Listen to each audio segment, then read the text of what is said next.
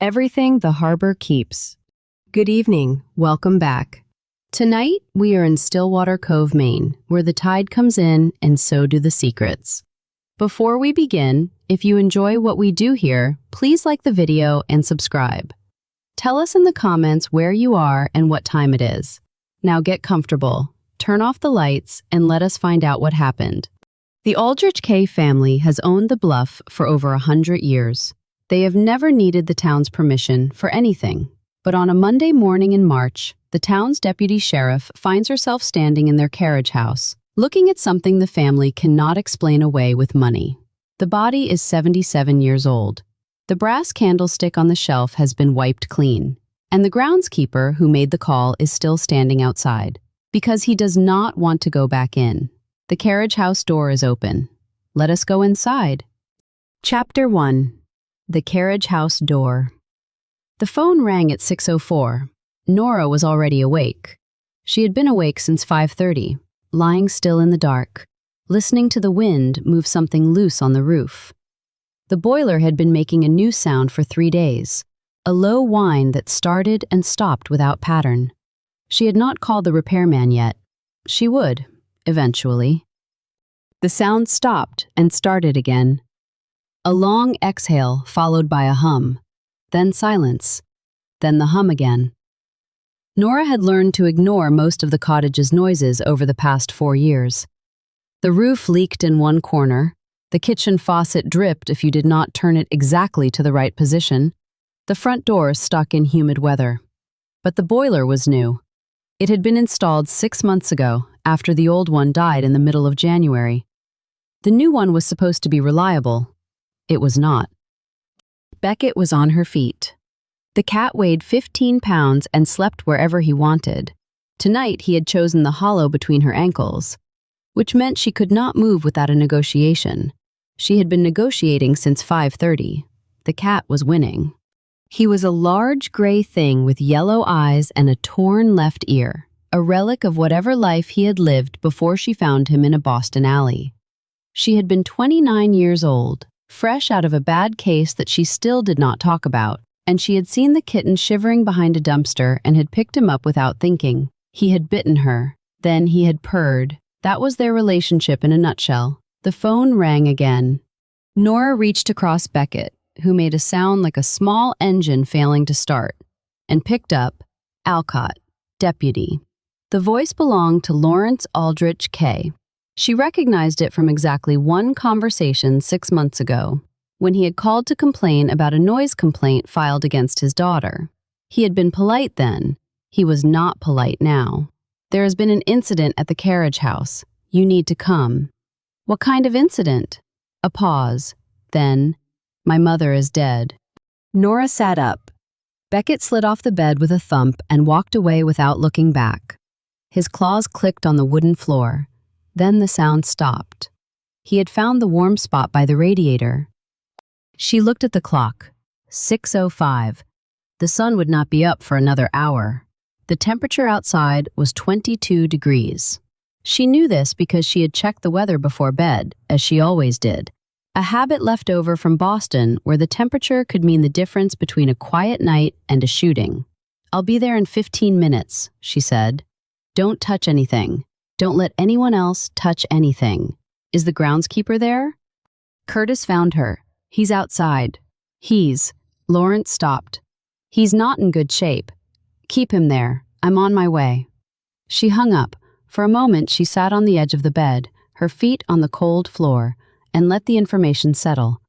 Constance Aldrich Kay was dead. The matriarch of the bluff, the last of the old money families that still held their original property. Dead in her carriage house before sunrise. Nora had met Constance exactly 4 times. The first was at a town meeting about zoning changes, where Constance had sat in the front row and said nothing. The second was at the Harvest Festival, where Constance had stood by the pie tent with a look of mild disapproval that seemed to be her default expression. The third was at a funeral for a fisherman who had died at sea, where Constance had stood in the back of the church and left before the service ended. The fourth was when Nora had gone to the bluff to deliver a subpoena to Lawrence. Constance had opened the door, looked at the paper, and said, "He is not here." Then she had closed the door. That was the extent of their relationship. Now Nora was driving to her carriage house to look at her body. She stood up. She dressed in the dark. Boots first, then the wool pants, then the heavy coat that still smelled like the harbor from the last time she had worn it. She clipped her badge to her belt and checked her pocket for the notebook. It was there. It was always there. The notebook was black, cheap, purchased in a pack of 3 from the hardware store in Rockland. She went through one every 6 weeks. The pages were filled with observations that did not mean anything yet. Times, names, small details that would either become important or would not. She never threw a notebook away. She had a box of them in the closet. Going back to her first week in Stillwater Cove. The kitchen was cold. The boiler had stopped its whining sometime in the night, which meant it had either fixed itself or given up entirely. Nora did not have time to find out which. Beckett was on the kitchen counter now, watching her with the flat expression of a creature who had never been surprised by anything in his life. He had been with her for 7 years. She had found him as a kitten in a Boston alley, starving and half-blind, and he had repaid her by growing into the most self-possessed animal she had ever met. He did not like being picked up. He did not like being told what to do. He liked sitting on things that Nora needed and refusing to move. "Stay," she said. He blinked. That was all. She grabbed her keys from the hook by the door. The hook was a brass thing that had belonged to her aunt, who had lived in this cottage before Nora. Her aunt had died 5 years ago, leaving the cottage to Nora in a will that had surprised everyone, including Nora. They had not been close, but her aunt had understood something about her that Nora had not understood about herself. The cottage was not a gift. It was a place to land. Nora stepped outside. The cold hit her face immediately. A dry cold, the kind that meant the wind was coming from the north. The sky was clear, the stars were still out, no clouds, no snow on the forecast, just cold and dark and the sound of the harbor half a mile away. The cottage sat half a mile from town, on a dirt road that the town had stopped plowing past a certain point. Her car was a 10-year-old Subaru with a crack in the windshield and a back seat full of case files she had been meaning to file. She started the engine and let it idle for 30 seconds while the heat did nothing. Then she drove. The coastal road was faster in the dark, even with the ice.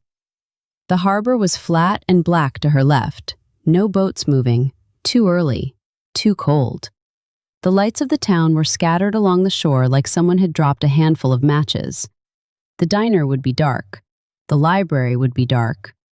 The only light she could see was the Breakwater pub, which never really closed, and the Seabird Inn, where Magnus Torkel was probably already awake making coffee. Nora thought about the last time she had seen Constance Aldridge Kay. It had been at the Harvest Festival, 4 months ago. Constance had been standing by the pie tent. She had not been eating pie. She had been watching the crowd with an expression that Nora had recognized from her time in Boston. It was the expression of someone who was used to being in control and was not sure she still was. Lawrence had been there too. He had been standing 20 feet away, talking to someone from the bank. He had not looked at his mother. She had not looked at him. Nora had filed that observation at the time. She filed it again now. The gate to the bluff was open. She had expected that. Lawrence would have told Curtis to open it. He would have told Curtis to do a lot of things. The question was whether Curtis had listened. She drove through the gate and up the long driveway. The main house was dark. All the lights were off. The windows were black rectangles in the stone wall. The house had been built in 1892 by Constance's grandfather, a man who had made his money in shipping and then lost most of it and then made it back again. The house had seen everything. It had seen births and deaths and weddings and divorces. It had seen the town change around it while it stayed the same. Now it was dark and quiet and cold. The carriage house sat behind the main house, 50 yards back, half hidden by a row of old pines that had not been trimmed in years. It was a stone building, original to the property, built in the same year as the main house to store carriages and later repurposed for hunting gear and things the family did not want in the main house. Fishing rods, old guns, Christmas decorations, the things you keep but do not want to look at. A single light was on inside. The door was open. Nora parked behind Lawrence's sedan and got out. The cold hit her again. She walked to the door, her boots crunching on the gravel, and stopped. Lawrence was standing just inside the door. His hands were in his coat pockets. He was staring at something she could not see from the threshold. He was 55 years old, tall, soft around the middle, with the kind of face that looked good in photographs and tired in person. Right now, he looked tired. His eyes were red. He had been crying, or not sleeping, or both. "Where is she?" Nora asked. "Inside." He did not turn around. "The back room, where my father kept his guns." Nora stepped past him. The carriage house smelled like oil and old wood and something else. Something metallic that she recognized but did not name yet. Blood had a smell. She had learned that in Boston. It was not the same as the smell of a butcher shop or a kitchen. It was sharper, more mineral. It was the smell of something that should be inside and was not. The main room held a dusty tractor, a workbench covered in tools, and a row of cabinets along the far wall. The tractor was a Ford from the 1950s. It had not moved in years. The workbench was organized but not clean. Someone used it regularly. The cabinets were locked. A single door led to the back. She walked to the door and pushed it open. Constance Aldrich Kay was on the floor. She was on her side, facing the wall. Her legs slightly bent, as if she had been sitting and then slid down. Her hands were at her sides. Her eyes were closed. The back of her head was dark with blood that had stopped flowing some time ago. Nora crouched and checked for a pulse she knew she would not find. The skin was cool, not cold. The body had been here for a while, but not all night. She touched the back of Constance's hand. Room temperature, maybe 60 degrees. The carriage house was unheated.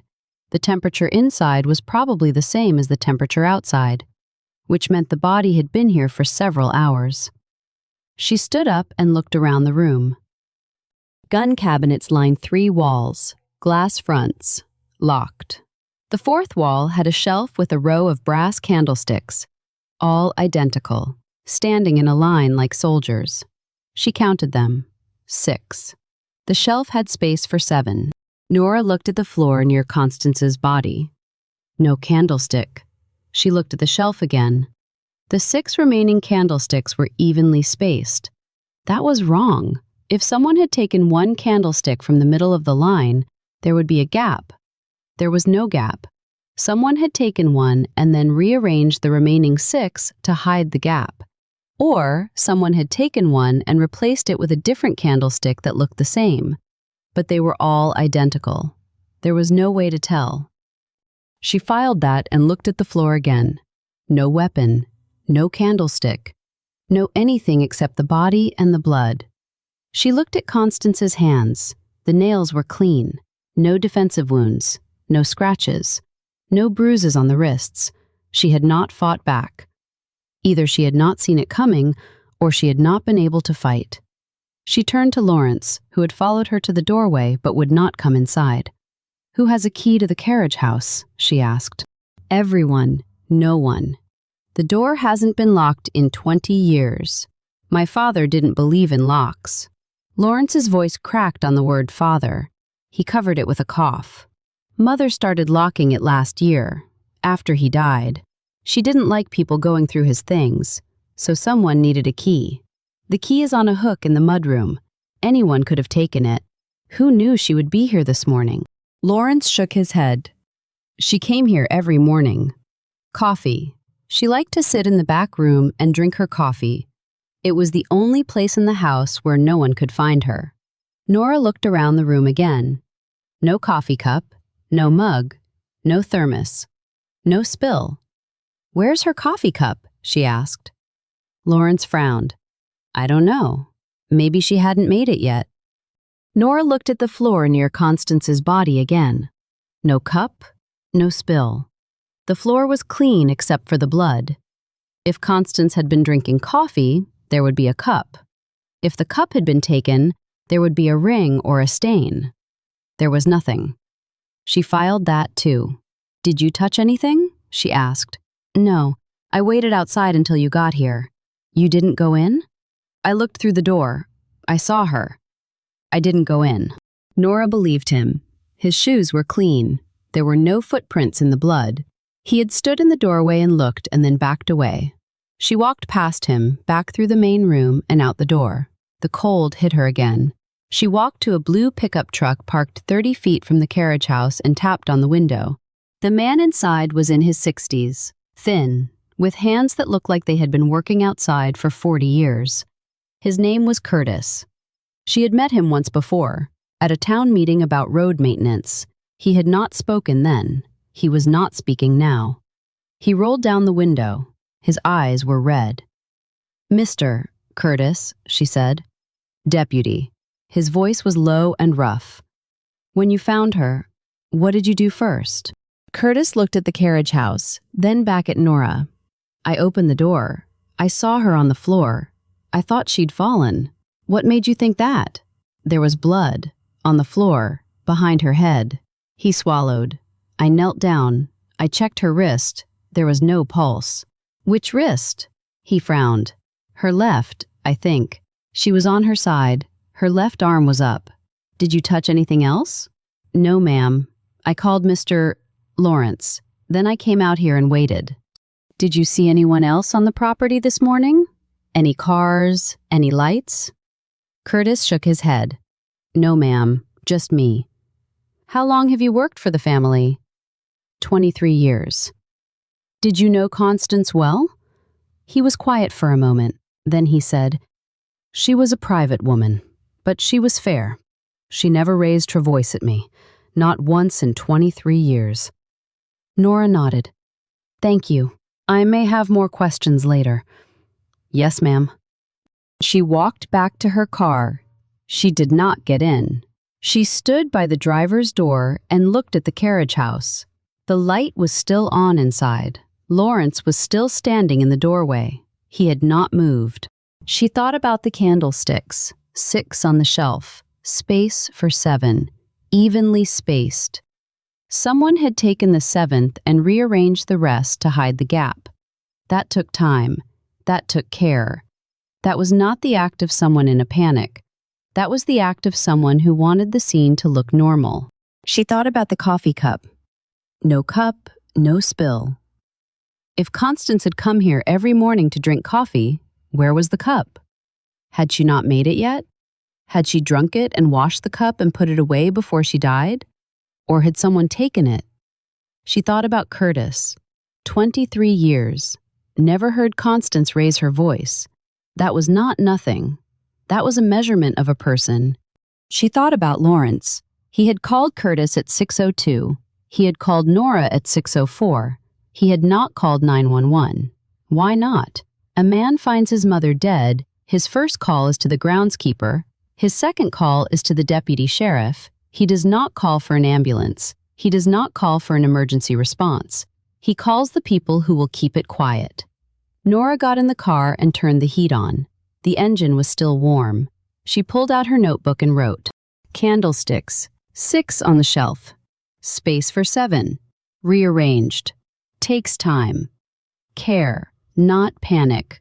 No coffee cup, no spill. Where is it? Curtis, left wrist.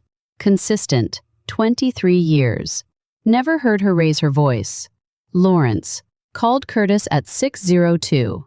Called me at 6:04. No 911. Why?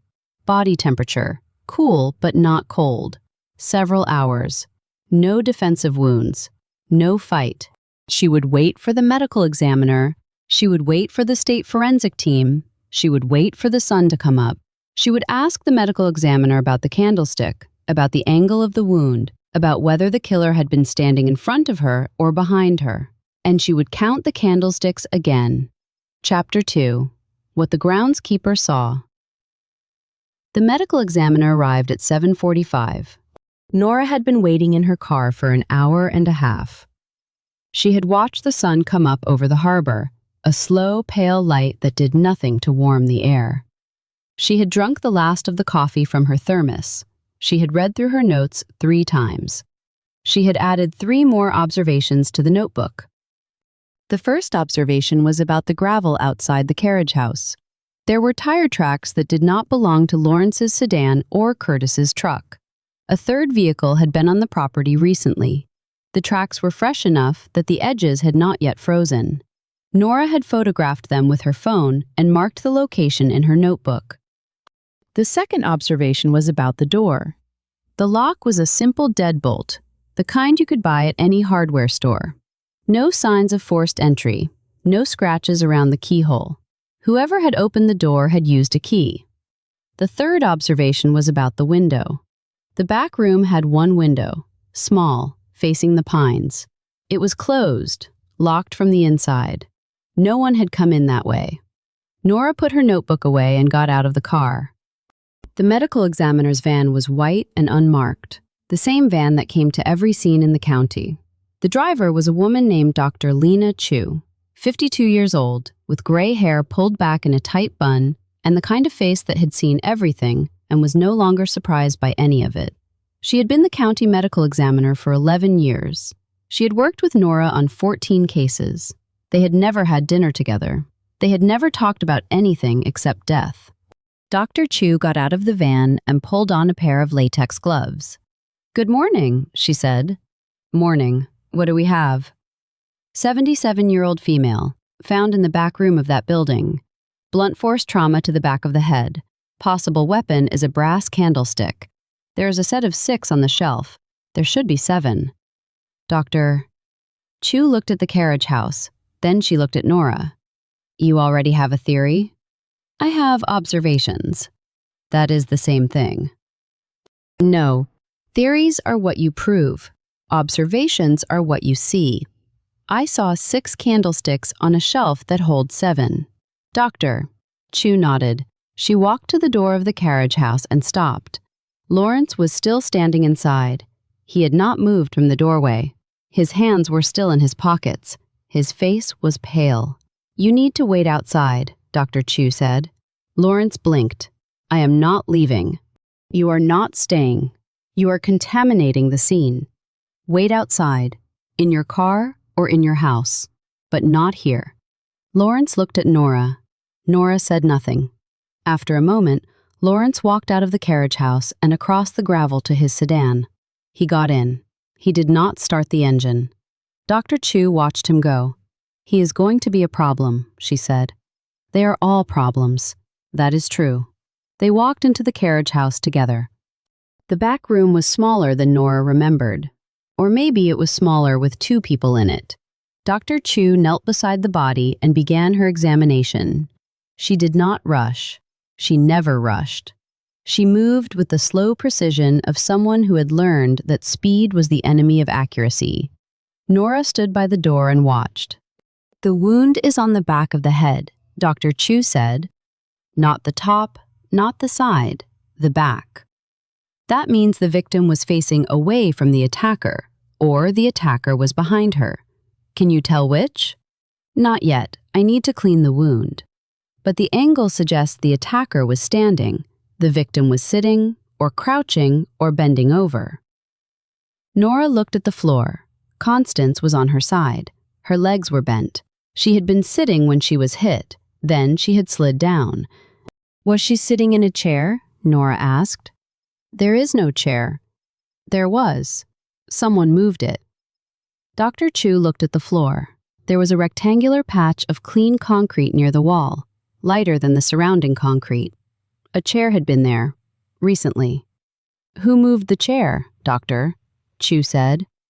"Someone who did not want us to know she was sitting down when she died." "Doctor?" Chu said nothing. She continued her examination. Nora walked to the shelf with the candlesticks. She counted them again. 6. She took a photograph with her phone. Then she looked at the space where the 7th candlestick should have been. The dust on the shelf was undisturbed except for the 6 circles where the candlesticks had been sitting. The 7th circle was there too. Faint. Older. The seventh candlestick had been there for a long time. Then someone had taken it, and someone had wiped the dust away. She filed that. She walked back to the door. Dr. Chu was still kneeling by the body. Time of death? Nora asked. Difficult. The building is unheated. The temperature dropped to 19 degrees last night. The body cooled faster than normal. But I would say between 10 and midnight. Last night? Yes. Nora wrote it down. 10 to midnight. The carriage house was locked after dark. Curtis had the only key besides the family. Curtis had arrived at 6 in the morning. The killer had been inside between 10 and midnight. The killer had a key. She looked at the window again. Still closed. Still locked. The killer had walked through the door. She walked outside. The sun was higher now. The light was stronger. The gravel looked different in the daylight. She could see the tire tracks more clearly. 3 sets. Lawrence's sedan, Curtis's truck, and a third vehicle. Something with wider tires. An SUV, or a truck with off-road tires. She photographed the tracks again. Then she walked to Curtis's truck. He was still sitting in the driver's seat. His hands were still on the steering wheel. His eyes were still red. She tapped on the window. He rolled it down. "Mr. Curtis," she said, "I need to ask you about last night." "Last night? What time did you leave the property yesterday?" Curtis thought about it. "Around 5. I finish at 5. I went home." "What time did you come back this morning?" 6, same as every morning." "Did you see any lights in the carriage house when you arrived this morning?" "No, the light was off. I turned it on when I went inside." Nora wrote that down. The killer had been in the dark, or the killer had turned off the light when he left. "Did you see any vehicles on the road when you drove in this morning?" "No, just me." "Did you hear anything last night? Any noises? Any cars? Any voices?" Curtis shook his head. "I live a mile away. I do not hear anything from here." Nora thanked him and walked back to the carriage house.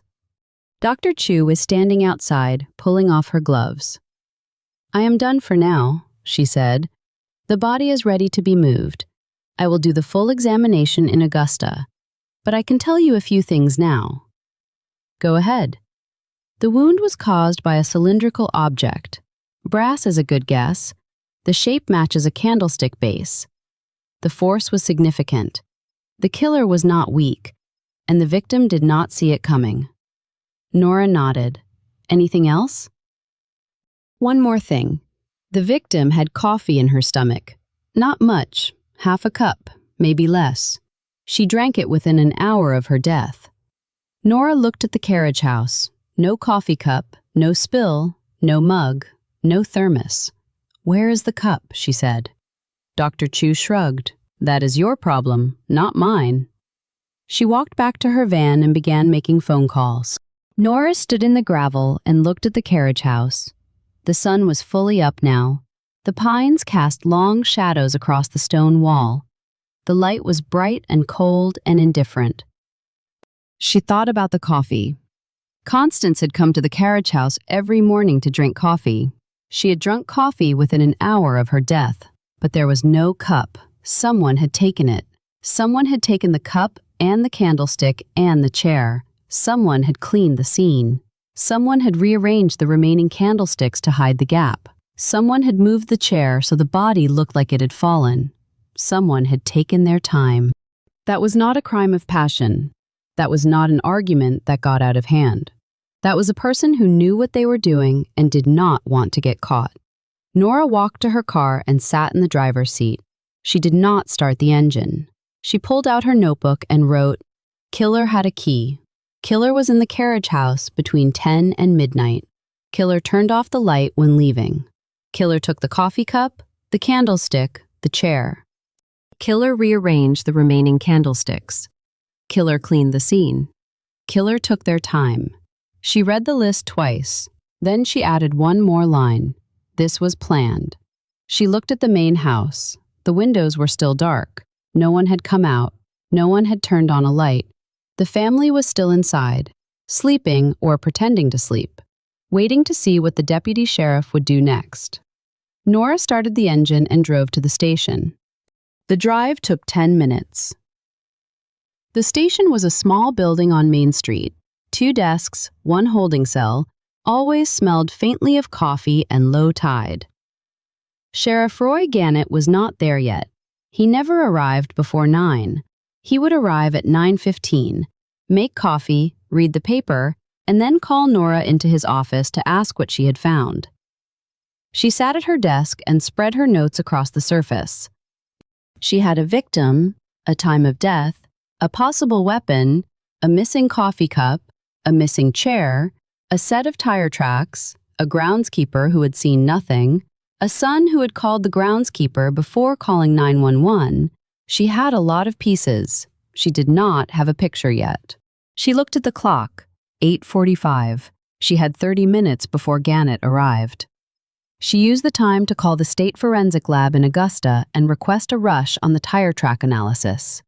Then she called the town clerk and asked for the property records on the Aldrich K estate. Then she called the high school and asked for the contact information for Petra Aldrich K, the youngest daughter, who had graduated 10 years ago and now lived in Boston. The town clerk said the records would take a day. The high school said they would call back. The forensic lab said maybe by Friday. Nora hung up and looked at her notes again. She had time, not much, but enough. She heard Gannett's truck pull into the parking lot. She heard his door open and close. She heard his boots on the sidewalk. She heard him unlock the front door and step inside. "Alcott," he called. "You here?" "In my office." He walked to her desk and stood there with a cup of coffee in his hand. He was 63 years old, former deputy himself, elected 3 times on pure likability. He was not a bad man. He was just lazy. He liked cases that solved themselves. He did not like cases that required work. "I heard about the Aldrich woman," he said. "Accident." Nora looked at him. "That is what they are saying," he said. "She fell, hit her head. Happens to old people." "Who is saying that?" "Lawrence called the selectmen." "The selectmen called me. They want it closed fast. No fuss, no press." Nora leaned back in her chair. She looked at Gannett for a long moment. Then she said, "It was not an accident." Gannett's smile faded. "What do you mean?" "I mean someone hit her in the back of the head with a brass candlestick. Someone moved the chair she was sitting on. Someone took her coffee cup. Someone rearranged the other candlesticks to hide the gap. Someone cleaned the scene. Someone took their time. That is not an accident." Gannett was quiet. He looked at her notes. He looked at the wall. He looked at the floor. "How do you know all this?" he said. "Because I looked." He sighed. "Nora, this is the Aldrich family. They have money. They have lawyers. They have friends in Augusta. If you open a homicide investigation and it turns out to be nothing, you will be finished. Do you understand? Finished." Nora understood. She also understood that Constance Aldrich K was dead on a cold floor with a hole in the back of her head, and no one had called 911. She understood that someone had taken a coffee cup and a chair and a candlestick and had rearranged the ones that were left. She understood that Lawrence had called the selectmen before he had called an ambulance. "I am not closing it," she said. Gannett looked at her for a long time. Then he shook his head and walked to his office and closed the door. Nora looked at her notes. She had 36 hours before the pressure from Augusta started. She had a groundskeeper who might remember more than he thought. She had a daughter in Boston who had not called her mother in 6 months. She had a son who was hiding something. She had a lawyer named Vickers who had been to the house the day before Constance died. She had a lot of work to do. She picked up her phone and called the Seabird Inn. Magnus Torkel answered on the second ring. "Seabird Inn, how can I help you?" "Magnus, it is Nora Alcott." "Deputy." His voice was formal, as always. "What can I do for you?" "I need the guest register from the past week." There was a pause. "May I ask why?" "You may not." Another pause. "Then I will have it ready for you by noon." "Thank you." She hung up. She looked at her notes again. Then she stood up, grabbed her coat, and walked out the door. The diner was 3 blocks away. She could have driven. She walked instead. The cold air helped her think. Harlow's Diner was on Main Street between the hardware store and the bank. The sign had not been replaced since 1987. The vinyl on the booths was cracked. The coffee was the best in 3 counties. Iris Harlow was behind the counter when Nora walked in. She was 50 years old, had seen everything, forgot nothing, repeated selectively. She was the primary gossip node in Stillwater Cove. If you wanted to know something, you asked Iris. If you did not want to know something, you did not ask, because she would tell you anyway. Nora sat at the counter. Iris poured her a cup of coffee without being asked. She did not say anything at first. She waited. That was her way. She let the customer start the conversation. "Constance Aldrich Kay is dead," Nora said. Iris nodded. "I heard. What did you hear?" Iris leaned on the counter. She lowered her voice, even though the diner was empty except for one old man in the corner who was reading the newspaper and not listening. "I heard she was found in the carriage house. I heard it looked like an accident. I heard Lawrence is already talking to lawyers." Nora took a sip of coffee. "What else?" Iris looked at her for a moment. Then she said, "I heard something else, from someone who does not want their name used." "Go on." "Constance was in here 3 days ago. She sat in that booth over there. She did not order anything. She just sat. For an hour. Then she left." "Did she talk to anyone?" "No, but she was crying. Not loud. Just sitting there with tears on her face. I have never seen her cry before, not once in 30 years. Nora put her coffee down. "Crying," she said. "Crying. And when she left, she said something to me. She said, 'Iris, you have known my family for a long time.' I said, 'Yes, ma'am, I have.' And she said, 'Sometimes I wonder if that is a curse or a blessing.' What did you say?" I said I did not know. And she said, "Neither do I." Then she walked out. Nora wrote it down. Crying in the diner 3 days before her death, asking Iris if knowing the family was a curse or a blessing. That was not the behavior of a woman who was planning to die. That was the behavior of a woman who was afraid. "Thank you, Iris," Nora said. Iris nodded. "Be careful, deputy. That family has a long memory." Nora finished her coffee and walked back to the station. The sun was higher now. The shadows were shorter. The town was waking up. Cars were moving on Main Street. The bank was open. The hardware store was open. The library would open at 10. Nora had 2 hours before Magnus had the guest register ready. She used the time to call Petra Aldrich Kay in Boston. The phone rang 4 times. Then a voicemail picked up. The voice was young and tired. "You have reached Petra. Leave a message." Nora left her name and number and asked Petra to call back. Then she called Vickers. The law firm answered on the first ring. "Aldrich Kay and Associates. How may I direct your call?"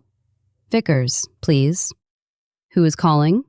"Deputy Sheriff Nora Alcott, Stillwater Cove." There was a pause, then a click, then a new voice, older, male. "This is Vickers?" "Mr. Vickers, I understand you were at the Aldrich estate yesterday." "I was." "What was the purpose of your visit?"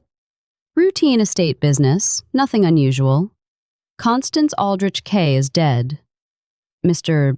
Vickers?" "I am aware. And you were there the day before she died." "I was there at her request. We discussed a property transfer. That is all I can tell you without a court order." Nora wrote it down. "Property transfer. Thank you." "Mr. Vickers, I will be in touch." She hung up. She looked at her notes. She had a crying woman, a property transfer, a missing coffee cup, a missing chair, a missing candlestick, a son who called the groundskeeper before 911, a daughter who had not called her mother in 6 months, a lawyer who was not telling the whole truth. She had a lot of pieces. She still did not have a picture, but she was starting to see the shape of something. And the shape was not an accident. Chapter 3. The heirs and the attorney. Nora arrived at the Seabird Inn at 11:45. The inn was a white building with blue shutters, 3 stories tall overlooking the harbor. It had 12 rooms and a reputation for discretion. Magnus Torkel had run it for 14 years. He was Norwegian-American, 58 years old, formal in the way that some Europeans were formal and some Americans tried to be. He wore a vest every day, even in summer. He had never been seen in public without it. The front door was unlocked. Nora walked inside. The lobby smelled like lemon polish and wood smoke. A fire was burning in the stone fireplace.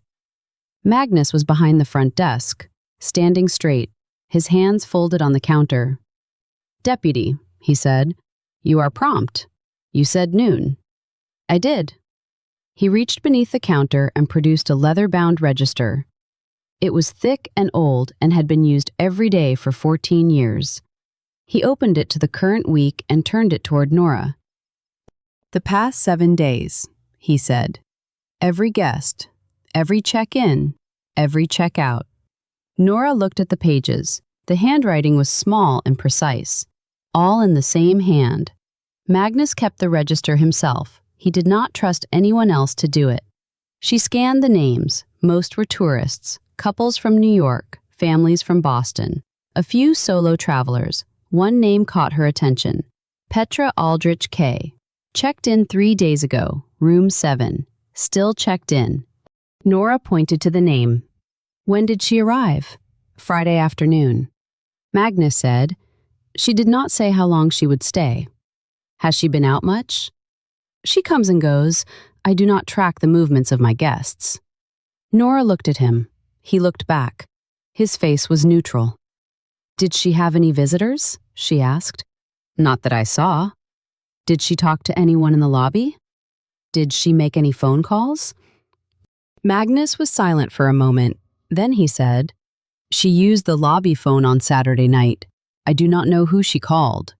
Nora wrote it down. Saturday night, 2 days before Constance died.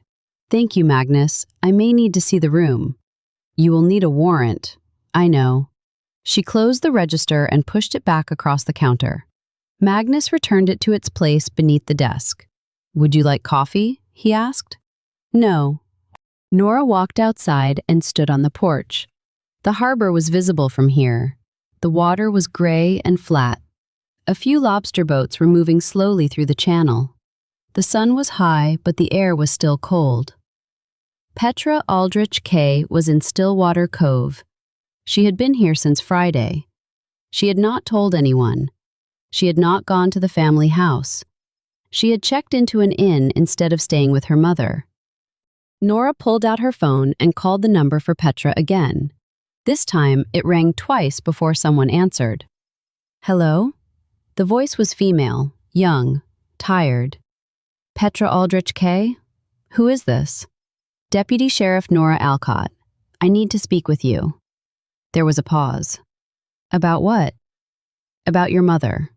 Another pause, longer this time. Then I heard, "Where are you now?" "At the inn, room 7. "I am outside. Can you come down?" "I would rather not." "Then I will come up." The line was quiet for a moment. Then Petra said, "Fine, room 7. Give me 5 minutes." The door to room 7 opened 4 minutes later. Petra Aldrich K. was 31 years old. She had her mother's eyes and her father's jaw. She was wearing jeans and a sweater and no makeup. Her hair was pulled back in a loose ponytail. She looked like she had not slept well. "Come in," she said. The room was small but clean. A bed, a desk, a window facing the harbor. A suitcase was open on the floor. Clothes were folded neatly inside. Petra sat on the edge of the bed. Nora took the desk chair. "When did you last see your mother?" Nora asked. Petra looked at the window. 6 months ago, at her birthday dinner. I came up from Boston. We had dinner at the house. It was tense. Why was it tense? Because we do not get along. We have never gotten along. My mother wanted me to stay in Stillwater Cove. I wanted to leave. I left. She never forgave me. Did you talk to her after that? On the phone? Once a month? Maybe less. When was the last time you spoke to her? Petra hesitated. The hesitation lasted 3 seconds. Nora counted. Last week. Petra said. Thursday. She called me. What did she say? She said she needed to tell me something. Something about the estate. She would not say what over the phone. She asked me to come to Stillwater Cove. So you came? I came. Did you see her? No. Why not? Petra looked down at her hands. I was going to drive to the house on Sunday, but then I heard she was dead. You heard? From who? Lawrence called me, Sunday night. He said there had been an accident. Nora wrote it down. Lawrence called Petra on Sunday night. Before the body was found. Before anyone knew Constance was dead. What time did he call? Nora asked. Around 9. The medical examiner said Constance died between 10 and midnight. Lawrence called Petra at 9. He said there had been an accident, but the accident had not happened yet. Nora did not say any of this aloud. She filed it. Did you see anyone else while you were here? Nora asked. No, I stayed in the room. I ordered food from the diner. Iris delivered it. Did you talk to anyone on the phone? Petra hesitated again. Longer this time. I called Vickers, she said. On Saturday night. I wanted to know what my mother was planning to tell me. He said he could not discuss it. Nora nodded. What else did he say? Nothing. He said he would call me back. He never did. Nora stood up. Do not leave Stillwater Cove, she said. I may have more questions. Am I a suspect? Everyone is a suspect until they are not. Petra looked at her for a long moment, then she nodded. Okay. Nora walked to the door, then she stopped. One more thing, she said. Did your mother have a habit of drinking coffee in the carriage house? Petra frowned. Yes, every morning. She drank it black, from a blue mug. Why? Nora did not answer. She walked out and closed the door behind her. She stood in the hallway for a moment. The blue mug. Constance drank her coffee from a blue mug. The mug was not at the scene. Someone had taken it. She walked downstairs and out the front door. The cold air hit her face. She walked to her car and sat in the driver's seat. She had a daughter who came to town at her mother's request. A daughter who did not visit the house. A daughter who called the family lawyer instead. A son who called the daughter before the body was found. She looked at her notes. Then she started the engine and drove to the library. The Bellamy Library was a stone building on Church Street. It had been built in 1891 and had not changed much since. The windows were tall and narrow. The doors were heavy oak. The inside smelled like old paper and dust and the faint sweetness of wood polish. Dot Fenwick was behind the circulation desk. She was 70 years old, precise in every movement, with gray hair pinned up and reading glasses on a chain around her neck. She had been the head librarian for 32 years. She had read every birth and death record in town. She volunteered information only when she judged you worthy. Deputy, she said, you are not here for a book. I am not. Nora walked to the desk and sat in the chair across from Dot. She pulled out her notebook. I need the property records for the Aldrich K estate, specifically the coastal parcel, the one that is supposed to go to Petra. Dot did not ask why. She stood up and walked to the back of the library, where the archives were kept. She was gone for 7 minutes. When she returned, she had a folder in her hands. This is the original survey, she said, from 1922, and this is the deed transfer from 1975, and this is the most recent appraisal, from 2 years ago. Nora opened the folder. The documents were old and yellowed. The handwriting was elegant and difficult to read. She scanned the pages. The coastal parcel was 40 acres of land at the northern edge of the bluff. It had been in the Aldrich family since 1894. It was worth approximately $4 million. The deed specified that it would pass to the youngest daughter upon the death of the matriarch. That was Petra. But there was something else, a codicil added in 1998. It said that if the youngest daughter predeceased the matriarch, the parcel would pass to the eldest son, Lawrence. Nora looked up. When was this added? She asked. 1998, the year Petra turned 18. Who added it?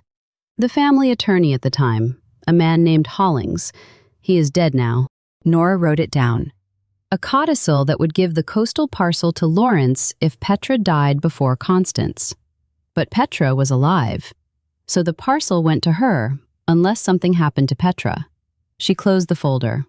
Thank you. Dot. Dot nodded. There is one more thing. Nora waited. The appraisal from 2 years ago. It was ordered by Constance herself, not by Lawrence, not by the estate, by Constance. She paid for it out of her personal account. Why would she do that? Dot adjusted her glasses. I do not know, but I noticed something else. The appraiser who did the work is a man named Fredericks. He lives in Rockland. He retired last year. Nora wrote down the name. Fredericks. Rockland. Thank you. Dot. You are welcome. Nora walked out of the library and stood on the steps. The sun was still high. The air was still cold. She had a name and a town. She had a property transfer and a codicil. She had a daughter who had been called to Stillwater Cove and a son who had called before the body was found. She drove to Rockland. Rockland was 45 minutes south of Stillwater Cove. The drive was straight and boring, past fields and farmhouses and the occasional sign for lobster rolls. Nora used the time to think. She thought about the codicil. If Petra died before Constance, the coastal parcel went to Lawrence. But Petra was alive, so the parcel went to her. Unless Constance had been planning to change the deed.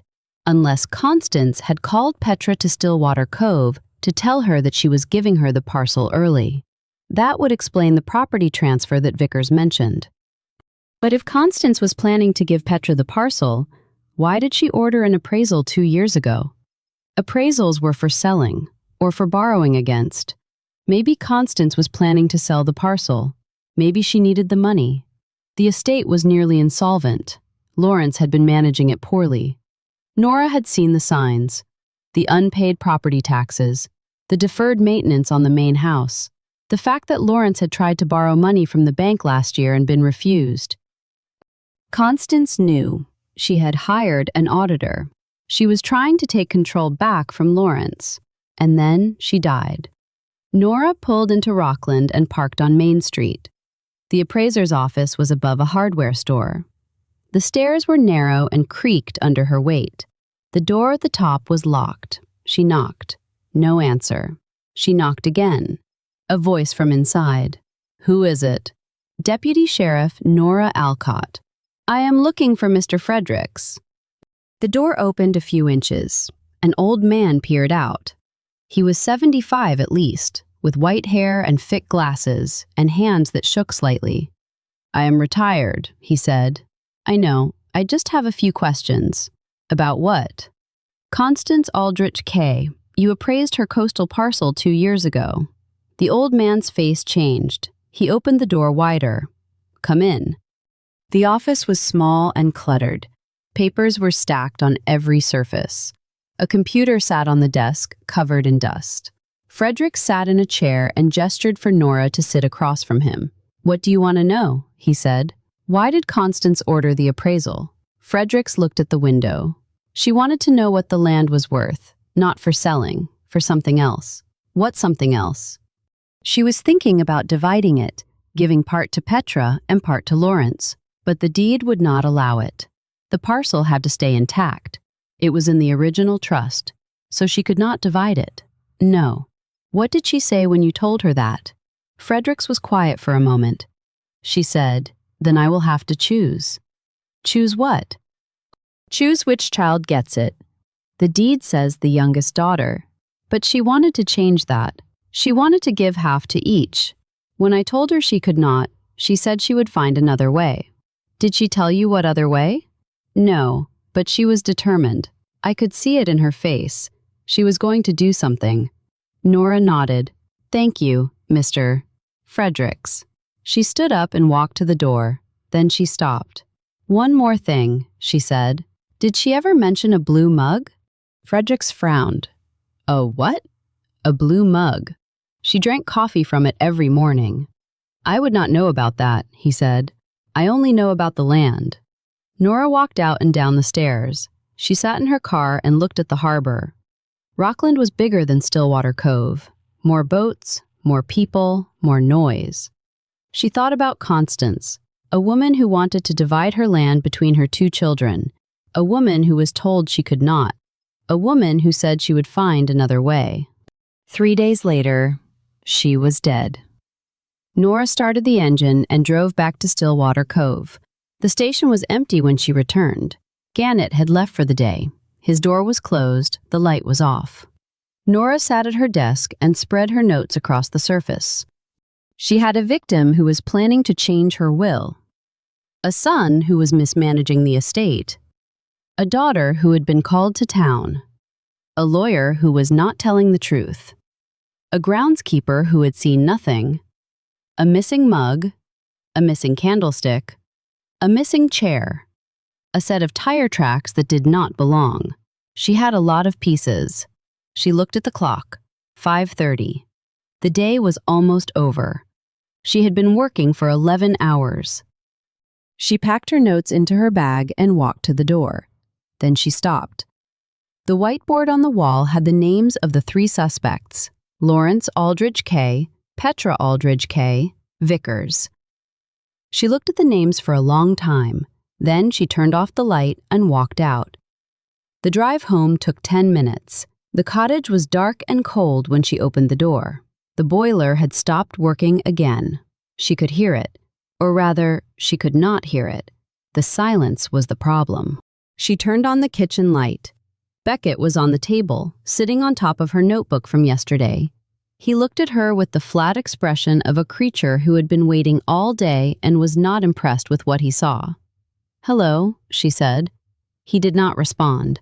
She moved him off the notebook. He jumped down and walked to the radiator, which was not working, and sat there anyway. Nora sat at the table. She opened the notebook.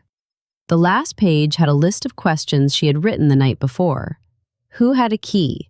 Who knew about the coffee? Who knew about the chair? Who had time to clean the scene? Who had a reason to want Constance dead? She read the list. Then she added a new question. Who had something to lose if Constance changed her will? She looked at the names in her head. Lawrence had everything to lose if Constance changed the deed. He might lose the coastal parcel. He might lose control of the estate. He might lose everything he had been managing for the past 10 years. Petra had everything to gain if Constance changed the deed. She might get the coastal parcel sooner. She might get more than the deed originally gave her. She might finally have what she had always wanted. Vickers was in the middle. He was the lawyer. He knew the documents. He knew the trust. He knew what Constance was planning, and he had been at the house the day before she died. Nora closed the notebook. She stood up and walked to the bedroom. Beckett followed her. He jumped on the bed and lay down on her pillow. She did not move him. She lay down next to him and stared at the ceiling. The boiler made a sound, a low whine, then silence, then the whine again. She closed her eyes. Tomorrow she would talk to Vickers again. Tomorrow she would talk to Lawrence again. Tomorrow she would find the blue mug. She fell asleep with her clothes on. What the town knows. Nora woke at 5:30. The boiler was still making its sound. The room was cold. Beckett was still on her pillow, pressed against her head, radiating heat like a small furnace. She lay still for a moment and listened. The wind had stopped. The house was quiet except for the boiler and the sound of her own breathing. She sat up. Beckett made a sound of protest and moved to the warm spot she had left behind. The kitchen was dark. She made coffee without turning on the light. The machine was old and slow and made a noise that was almost but not quite annoying. She leaned against the counter while it brewed and looked out the window. The sky was gray. The trees were bare. The ground was hard with frost. She drank the first cup standing up.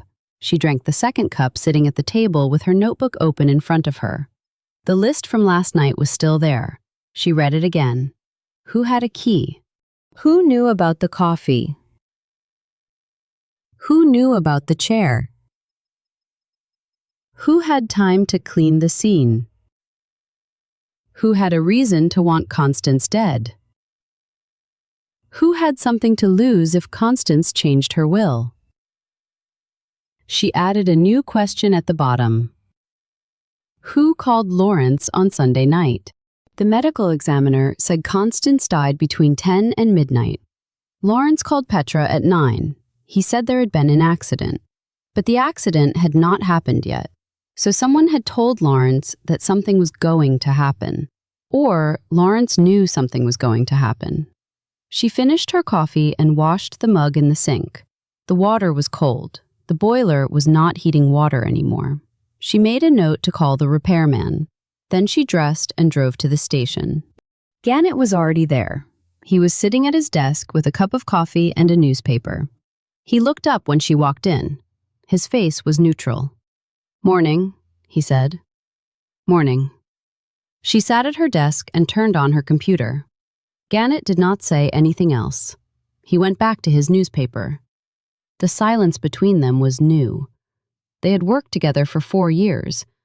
They had disagreed before, but they had never been silent. Nora checked her email. Nothing from the forensic lab.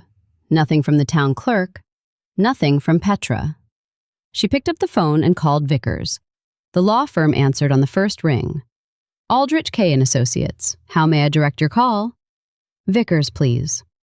"Who is calling?" "Deputy Sheriff Nora Alcott." "One moment." She waited. The hold music was classical, piano. She did not recognize it. The line clicked. "Vickers, Mr. Vickers, I need to see you today." "I am busy." "This is not a request." There was a pause. Then, "My office, 11 o'clock. I will be there." She hung up. She looked at the clock. 7:15. She had 3 hours and 45 minutes. She stood up and walked to the door. "Where are you going?" Gannett asked. "To talk to people." He did not say anything else. The diner was crowded. Nora had expected that. 7:30 on a Tuesday morning was the busiest time of the day. Fishermen, construction workers, retired men who had nowhere else to go. The booths were full. The counter was full. The air smelled like bacon and coffee and the faint salt of the harbor. Iris saw her walk in. She did not wave. She did not smile. She pointed to the end of the counter, where a stool was empty. Nora sat down. Iris poured her a cup of coffee. She did not ask what Nora wanted to eat. She just put a plate of toast in front of her and walked away to serve another customer. Nora ate the toast. It was good. The bread was fresh. The butter was real. She had learned a long time ago that Iris did not serve anything that was not good. The man next to her was in his 60s, wearing a plaid jacket and a hat with a fishing lure on the brim. He was reading the newspaper and eating eggs. He did not look at her, but he spoke. "Heard about Constance," he said. Nora turned to him. "What did you hear?" He shrugged. "Heard she fell. Hit her head. Happens to old people." "Who told you that?" The man looked at her for the first time. His eyes were pale blue and watery. "Lawrence. He was in here yesterday. Told everyone who would listen." "What else did he say?" "Said it was a tragedy. Said his mother was in a better place. Said he was going to take some time off from the estate to grieve." Nora wrote it down. Lawrence was already telling his story. He was already controlling the narrative. That was not the behavior of a man who was grieving. That was the behavior of a man who was managing a crisis. "Thank you," she said. The man shrugged again and went back to his eggs. Iris came back to the counter. She leaned close to Nora and lowered her voice. "He is not the only one," she said. "Who else?" "Petra. She was in here yesterday afternoon, after you left." She sat in the corner booth and ordered coffee. She did not drink it. She just sat there. Did she talk to anyone? No, but she was crying. Not like the other day, not quiet tears. She was crying the way someone cries when they are angry, when they are trying not to scream. Nora put her coffee down. The other day? You mean 3 days ago? When Constance was in here crying? Iris nodded. Same booth, same time of day, different woman, same tears. Nora wrote it down. Mother and daughter, both crying in the same booth, 3 days apart. Did Petra say anything before she left? Nora asked. Iris thought about it. She said one thing. She said, "He is not going to get away with it." Who is he? She did not say. Nora finished her coffee and stood up. She put money on the counter. Iris pushed it back. "It is on the house." Iris said. "Why?" "Because you are the only person in this town who is going to find out what really happened. And I want to know." Nora left the money anyway. She walked outside and stood on the sidewalk. The sun was higher now. The streets were busy. Cars moved slowly. People walked past her with bags of groceries and cups of coffee. No one looked at her. Everyone was going about their day. She walked to the hardware store and bought a new notebook. Then she walked to the bank and asked to speak to the manager. The manager was a woman named Helen Carver, 55 years old, with short gray hair and a firm handshake. She had been the manager of the Stillwater Cove branch for 12 years. She knew everyone in town. She knew their finances. She knew their secrets. "Deputy," she said, "how can I help you?" "I need to know about the Aldrich K estate." Helen's face did not change. "I cannot discuss customer accounts." "I am not asking for account numbers. I am asking if the estate has had any financial problems in the past year." Helen looked at the door. Then she looked at the window. Then she looked at Nora. "Off the record," she said. "Off the record, the estate has been struggling. Lawrence has been borrowing against the properties for years. There is not much left. The bank refused his last loan application 6 months ago." "How much does he owe?" "More than the estate is worth." Nora wrote it down.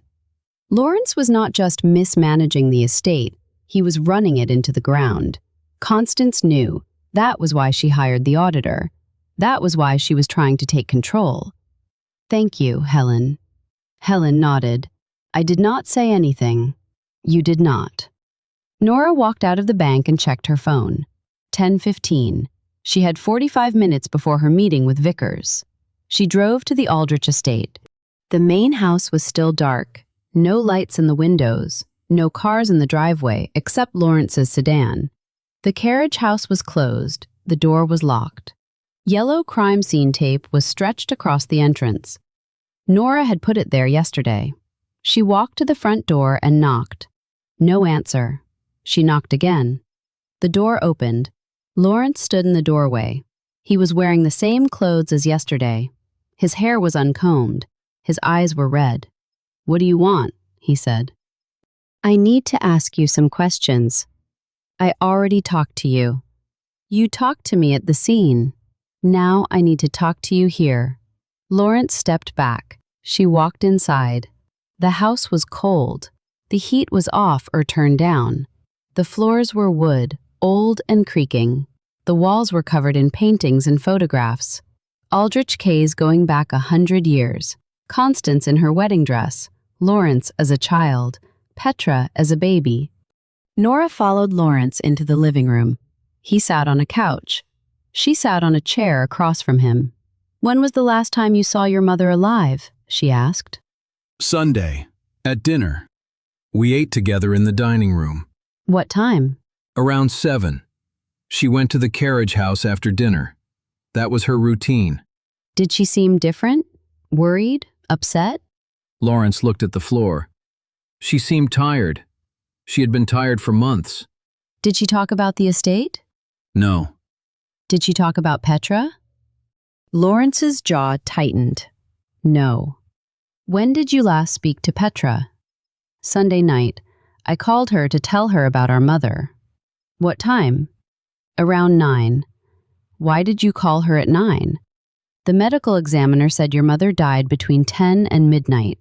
You called Petra before your mother was dead? Lawrence did not answer. Lawrence. I found her at 9. You found her at 9. I went to the carriage house. The door was open. The light was off. I turned it on. I saw her on the floor.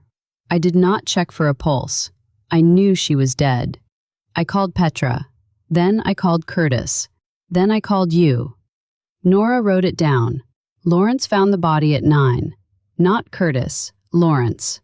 Why did you lie? She asked. Because I did not want anyone to know I was there. Why? Because I was there the night before. I had an argument with her. About the estate. About Petra. About everything. I did not want anyone to think I had something to do with her death. Did you? No. Nora looked at him. He looked back. His eyes were wet. His hands were shaking. Who else had a key to the carriage house? She asked. Petra, Vickers, Curtis, me. That is all. Did your mother have a blue mug? Lawrence blinked.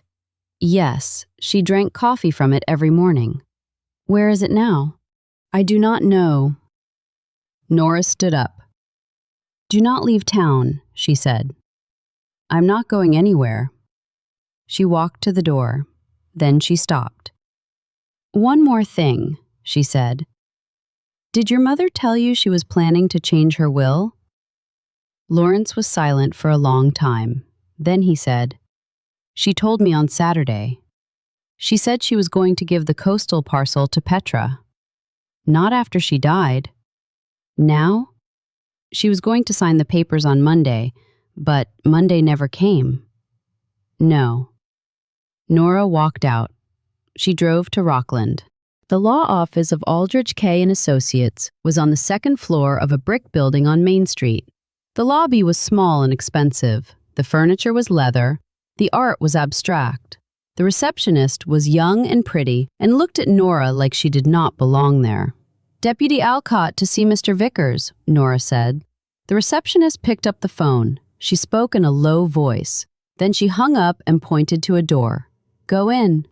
Vickers was standing by the window. He was 62 years old.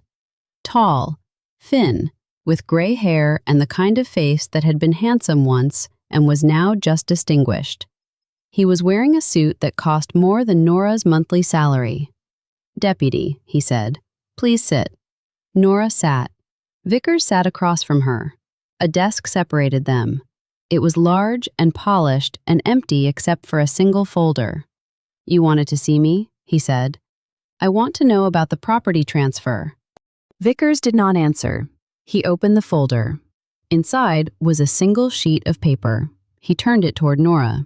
This is the deed transfer that Constance asked me to prepare, he said.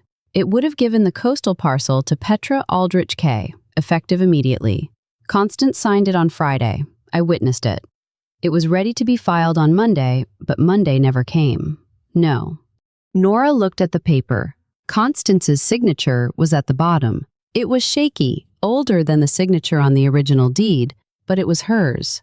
Who knew about this transfer? Nora asked. Constance, me, and the person who was going to file it. That is all. Not Lawrence. Not Lawrence. Not Petra. Not Petra. Nora sat back. So Lawrence did not know his mother was giving the parcel away. He knew she was planning something, but he did not know the details. How do you know? Because he called me on Sunday night, after he found her. He asked if I knew what she was planning. I told him I could not discuss it. What time did he call? Around 9:30. Nora wrote it down. Lawrence called Vickers after he called Petra, after he found the body, before he called Curtis, before he called Nora. Thank you, Mr. Vickers? She stood up. Deputy, Vickers said. One more thing. She turned. Constance was afraid. He said, in the weeks before her death, she did not tell me what she was afraid of, but I could see it. She was a woman who had never been afraid of anything, and then she was. Nora nodded and walked out. She sat in her car and looked at the notes she had taken. Lawrence found the body at 9. He called Petra at 9. He called Vickers at 9:30. He called Curtis at 9:45. He called Nora at 10. He did not call 911. He lied about when he found her. He lied about who found her. But that did not mean he killed her. She started the engine and drove back to Stillwater Cove. The sun was going down. The harbor was dark. The lights of the town were coming on one by one. She had more questions than answers, but she was getting closer. Chapter 5, The Auditor's Trail. Nora woke before the alarm. She had slept badly. The boiler had stopped working entirely sometime in the night, and the cottage had dropped to 50 degrees. She had pulled an extra blanket from the closet and wrapped herself in it like a cocoon. Beckett had refused to leave her side, which was unusual. He was not a cat who sought comfort. He was a cat who tolerated it when it was convenient. The alarm read 6:15. She turned it off and lay still for a moment. The house was quiet. No whine from the boiler, no drip from the faucet, just silence and cold and the sound of Beckett breathing. She sat up. The cat shifted but did not move. She dressed in the same clothes as yesterday. She would have to do laundry soon. She could not remember the last time she had done laundry. The case had taken over everything. The cottage, the car, the inside of her head. She made coffee with water from the kettle. The boiler did not heat water anymore, but the kettle worked. She had bought it after the first winter in the cottage, when the boiler had failed for the first time. She had learned to have backups for everything: the kettle, the space heater, the extra blankets.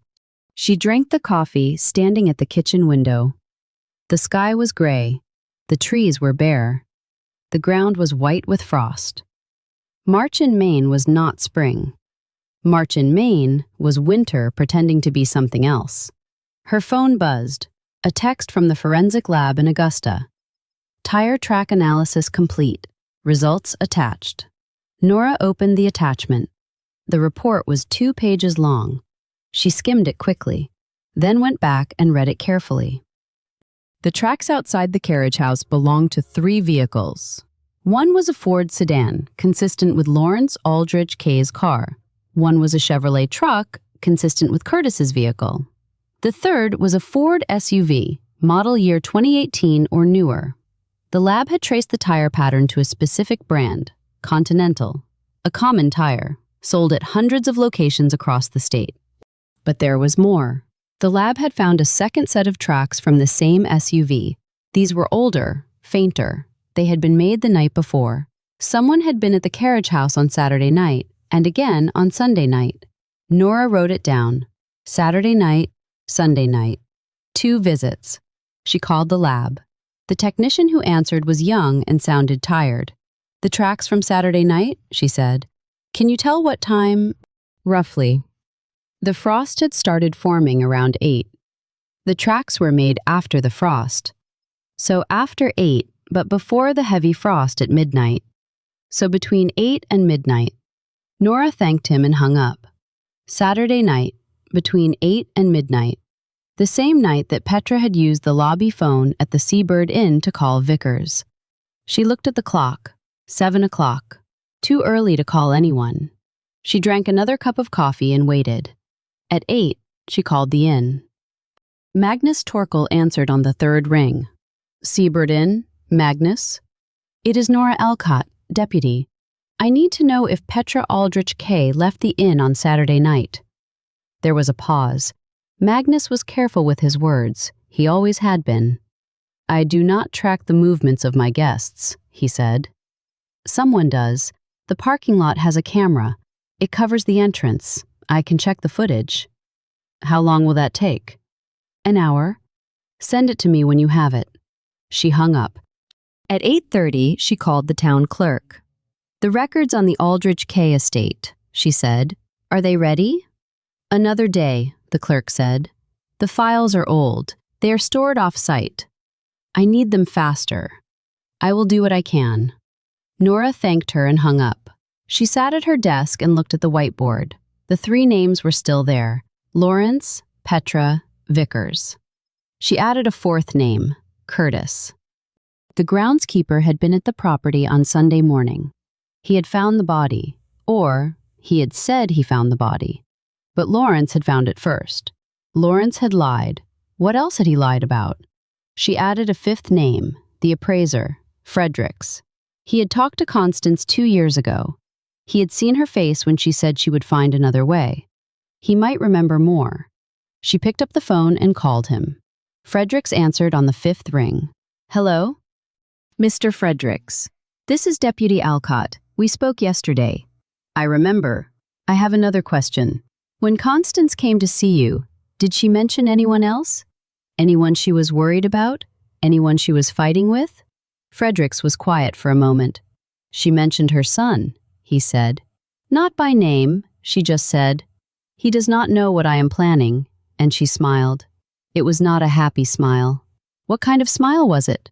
The kind of smile someone has when they are about to do something they know will hurt someone else, but they are going to do it anyway.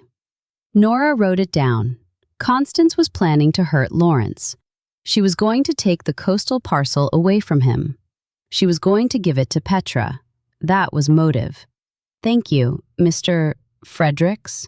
She hung up. At 9:15, her phone buzzed. Magnus had sent the security footage. The video was grainy but clear enough. The camera covered the parking lot of the Seabird Inn, from the front door to the street. The timestamp was in the corner. Nora watched the footage from Friday afternoon, when Petra had checked in. A dark SUV pulled into the lot at 2:30. Petra got out. She was alone. She walked to the front door. The SUV sat in the lot for the rest of the day. Nora fast-forwarded to Saturday. Petra left the inn at 7 in the evening. She got into the SUV and drove away. She returned at 11:15. The headlights swept across the camera. The SUV parked in the same spot. Petra got out and walked inside. Saturday night, 7 to 11:15. 4 hours and 15 minutes unaccounted for. Nora fast-forwarded to Sunday. Petra left the inn at 6 in the evening. She returned at 9:45. 3 hours and 45 minutes unaccounted for. Sunday night, the night Constance died. Nora wrote it down. Petra left the inn at 6. Constance died between 10 and midnight. Petra returned at 9:45. That gave her an hour and 15 minutes to drive to the bluff, kill her mother, and drive back. Possible. Tight, but possible. Nora called Magnus. The SUV, she said. Whose is it? Petra's. She registered it when she checked in. Does she have a key to the Aldrich estate? I do not know. Does she have a key to the carriage house? I do not know that either. Thank you, Magnus. She hung up. At 10 o'clock, she drove to the Aldrich estate. The main house was still dark. Lawrence's sedan was in the driveway. She knocked on the front door. No answer. She knocked again. The door opened. Lawrence looked worse than yesterday. His eyes were bloodshot. His hair was unwashed. His shirt was wrinkled. What now? He said. I need to search the house. No, I have a warrant. She held up the paper. She had gotten it an hour ago. After calling a judge in Rockland and explaining the situation, the judge had been reluctant, but the tire tracks and the timeline and the missing murder weapon had been enough. Lawrence stared at the paper. Then he stepped aside. Do what you have to do, he said. Nora walked inside. The house was cold and dark. The curtains were drawn. The furniture was covered in dust. This was not the home of a wealthy family. This was the home of a family that was falling apart. She started in the kitchen. The cabinets were old but well maintained. The dishes were clean. The silverware was polished. Nora opened every cabinet and looked inside. She found plates, bowls, glasses, pots, pans. No blue mug. She checked the dishwasher. Empty. She checked the pantry. Canned goods, dry goods, no mug. She walked to the mudroom. The key hook was by the back door. 4 keys hung on it. 1 for the front door, 1 for the back door, 1 for the carriage house, 1 for the shed. Nora took the carriage house key off the hook and put it in her pocket. Whose key is this? She asked. Lawrence was standing in the doorway. "Everyone uses it," he said. "That is why it is there.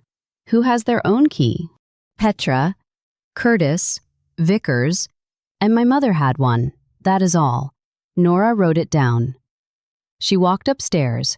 The bedrooms were on the second floor. Constance's room was at the end of the hall. The door was closed. Nora opened it. The room was neat. The bed was made. The curtains were open. The sunlight was weak, but present. A photograph sat on the nightstand. Constance and a man. Her husband. He had been dead for 2 years. Nora searched the room. She looked in the closet. Clothes. Shoes. Boxes on the top shelf. She pulled the boxes down and opened them. Old photographs, old letters, old jewelry, nothing useful. She looked under the bed. Dust, a single shoe, nothing else. She looked in the bathroom. Medicine cabinet, prescriptions, sleeping pills, blood pressure medication, nothing unusual. She walked to the desk by the window. The desk was old and wooden. The top was bare except for a lamp and a pen holder. Nora opened the drawers. The first drawer had stationery, envelopes, stamps, nothing else. The second drawer had bills, old ones, paid ones. She flipped through them. Electric, water, property tax. The property tax bill was marked past due in red ink. The third drawer was locked. "Lawrence," she called. He appeared in the doorway. What is in this drawer?" "I do not know. My mother kept her own keys." "Do you have them?" "No." Nora looked at the drawer. The lock was small. A standard desk lock. She could pick it. She had learned how in Boston. She had not done it in years. She pulled a paperclip from the pen holder and bent it straight. "What are you doing?" Lawrence said. "Her job." She inserted the paperclip into the lock and moved it around. The lock was old. It opened after 30 seconds. Lawrence stared at her. "Where did you learn to do that?" "Boston." She opened the drawer. Inside was a single folder. Nora pulled it out and opened it. The folder contained the auditor's preliminary report.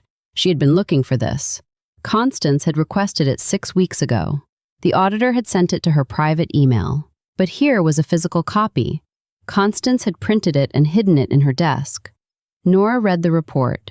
It was 6 pages long. The language was dense and technical. But the conclusion was clear. Lawrence Aldrich Kay had been transferring money from the estate into a private account for the past 8 years.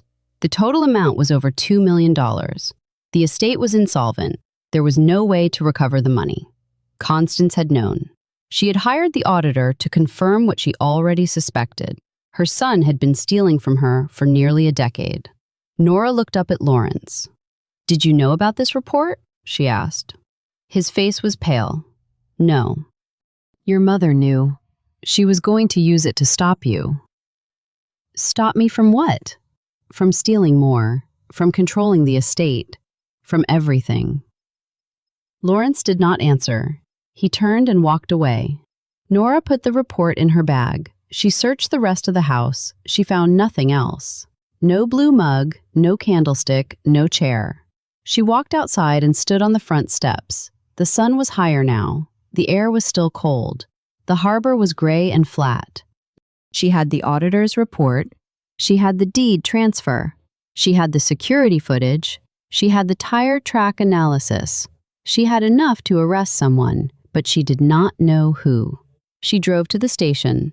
Gannett was in his office. The door was open. He looked up when she walked in. "You got a warrant," he said. "I did." He did not ask what she found. He did not ask anything. He just nodded and went back to his paperwork. Nora sat at her desk and spread the report out in front of her. She read it again. Then she read it a third time.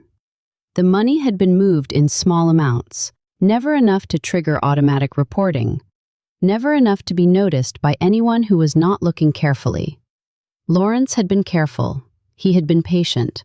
He had been stealing for 8 years, but someone else had access to the account. The report mentioned a second signatory, a name, Vickers. The family lawyer had signed off on every transfer. He had known what Lawrence was doing. He had helped him do it. Nora picked up the phone and called Vickers. The line rang 4 times, then a recording. "You have reached the office of Aldrich K. and Associates. Our hours are 9 to 5. Please call back during business hours." It was 11:30.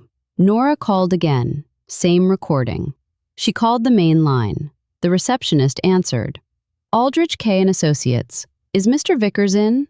"He is not. When will he be back?" "I do not know." Nora hung up. She looked at the clock. 11:35. Vickers was not in his office. He was not answering his phone. He had known that Nora had the auditor's report. He had known that she would find his name. She stood up and walked to Gannett's office. "I need to find Vickers," she said. Gannett looked at her. "Why?" "Because he is the key to everything." Gannett was quiet for a moment. Then he picked up his phone.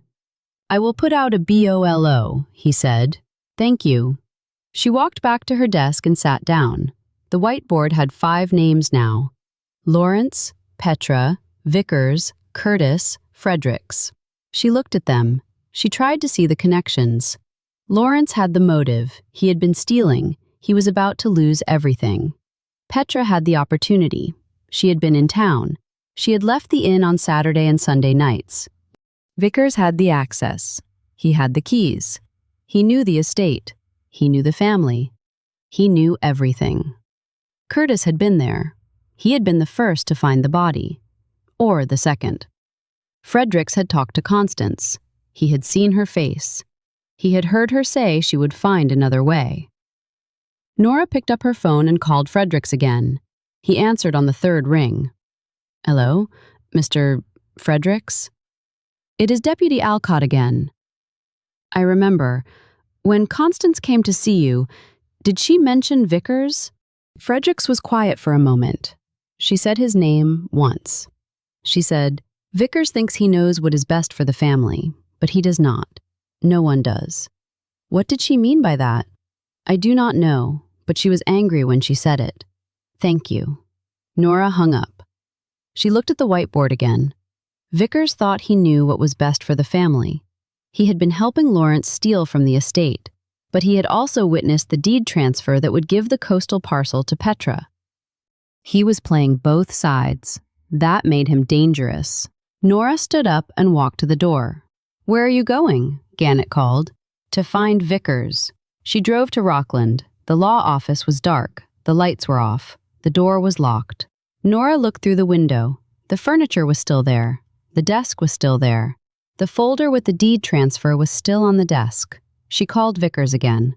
The phone rang and rang. She called the receptionist. The line was busy.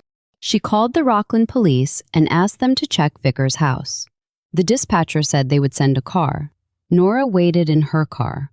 The sun was high. The street was busy. People walked past her with bags and coffees and dogs on leashes. No one looked at her. No one knew what she was doing. Her phone buzzed. The Rockland police. "We checked the house," the dispatcher said. "No one is home. The car is gone." Nora thanked her and hung up. Vickers had run. She drove back to Stillwater Cove. The sun was going down. The harbor was dark. The lights of the town were coming on. She had a missing lawyer, a missing mug, a missing candlestick, a missing chair. She had more questions than ever, but she was not going to stop. Chapter 6. The Pressure Mounts. Nora walked into the station at 7:15 the next morning.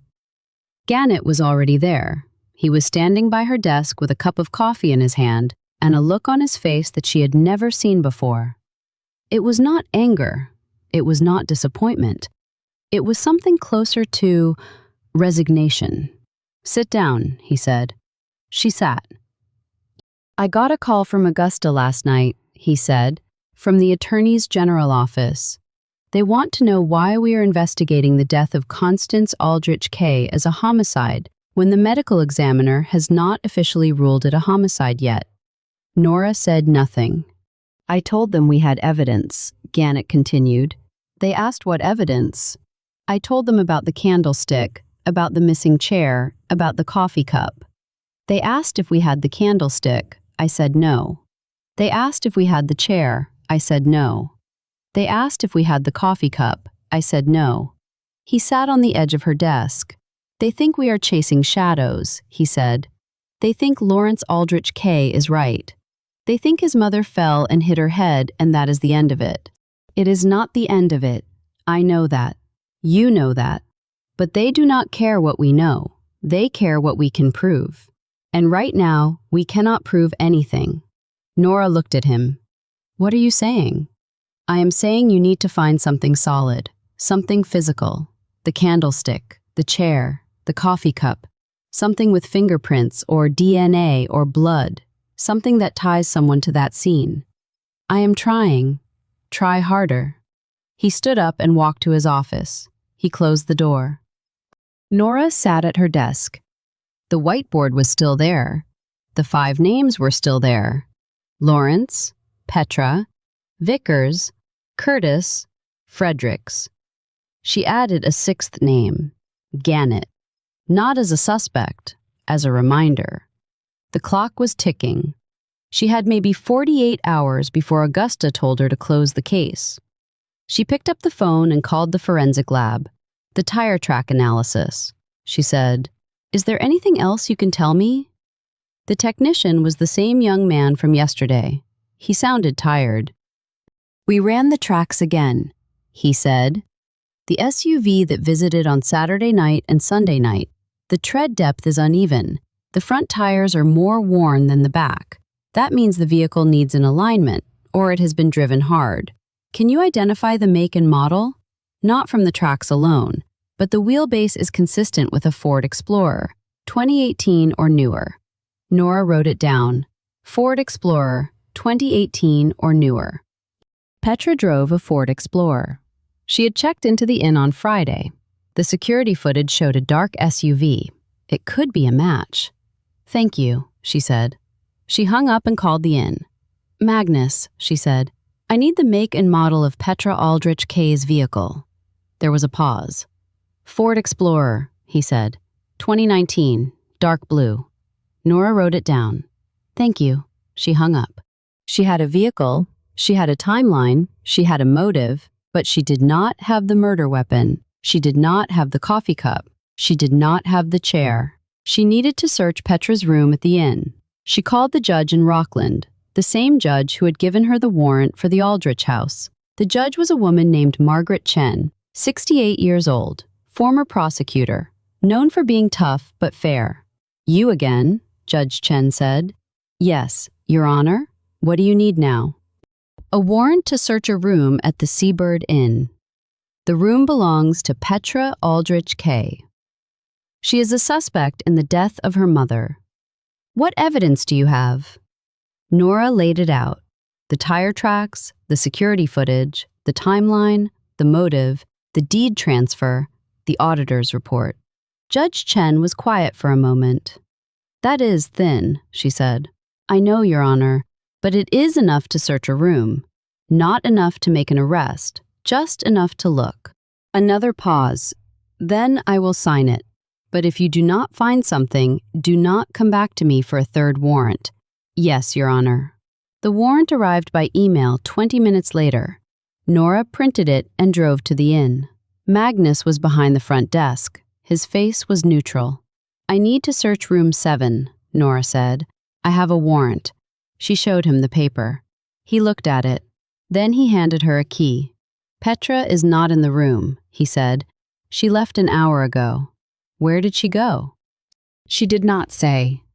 Nora took the key and walked upstairs. Room 7 was exactly as she had seen it 2 days ago.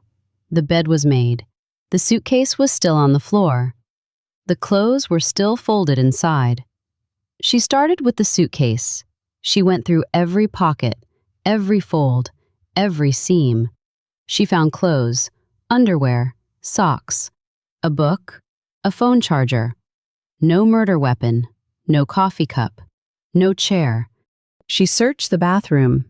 The medicine cabinet had shampoo, conditioner, soap, toothpaste, a toothbrush, prescription bottle, sleeping pills. the same brand that Constance had in her bathroom. She searched the desk. The top drawer had paper, pens, a map of the area. The second drawer had nothing. She searched under the bed. Dust, a receipt from the diner. The receipt was from Sunday night, 8:37, coffee and a sandwich. Petra had been at the diner on Sunday night, not at the carriage house. Nora wrote it down. Sunday night, 8:37, diner receipt. She searched the closet, a coat, a pair of boots, a small box on the top shelf. She pulled the box down and opened it. Inside was a photograph. The photograph showed Constance and Petra. They were standing on the bluff. The sun was setting. They were both smiling. The photograph was old. The colors were faded. The edges were worn. Nora turned the photograph over. On the back, in handwriting she did not recognize, were the words, "The only time we were happy." She put the photograph back in the box and put the box back on the shelf. She searched the rest of the room. She found nothing else. She walked downstairs and handed the key back to Magnus. "Thank you," she said. She drove to the diner. Iris was behind the counter. The lunch crowd was thin. A few older men sat in the booths, drinking coffee and reading newspapers. Nora sat at the counter. "I need to see your receipts from Sunday night," she said. Iris did not ask why. She walked to the back and returned with a stack of paper. "Sunday night," she said, 7 to 11. Nora flipped through the receipts. She found the one from 8:37, coffee and a sandwich. The customer name was written in Iris's handwriting. Petra. "She was here," Nora said. "For how long?" "About an hour." She sat in the corner booth. She ordered the sandwich. She did not eat it. Did she talk to anyone? No, but she was on her phone for most of the time. "She made 2 calls that I saw, maybe more." "Did you hear what she said?" Iris shook her head. She was too far away, but she looked upset, the way someone looks when they are getting bad news. Nora wrote it down. 2 calls, Sunday night, while Constance was dying. "Thank you, Iris." She walked outside and called Petra's phone. The line rang 4 times. Then a recording. "You have reached Petra. Leave a message." "Petra, this is Deputy Alcott. I need to speak with you. Please call me back." She hung up. She drove to the station. Gannett was in his office. The door was open. He looked up when she walked in. "Anything?" he said. "Not yet." He nodded and went back to his paperwork. Nora sat at her desk. She looked at the whiteboard. The names were still there. The connections were still blurry. She had a suspect who left the inn on Saturday and Sunday nights. A suspect who made phone calls on Sunday night while her mother was dying. A suspect who had a Ford Explorer with uneven tire wear. A suspect who had a motive. A suspect who had been in town for 4 days and had not visited her mother once.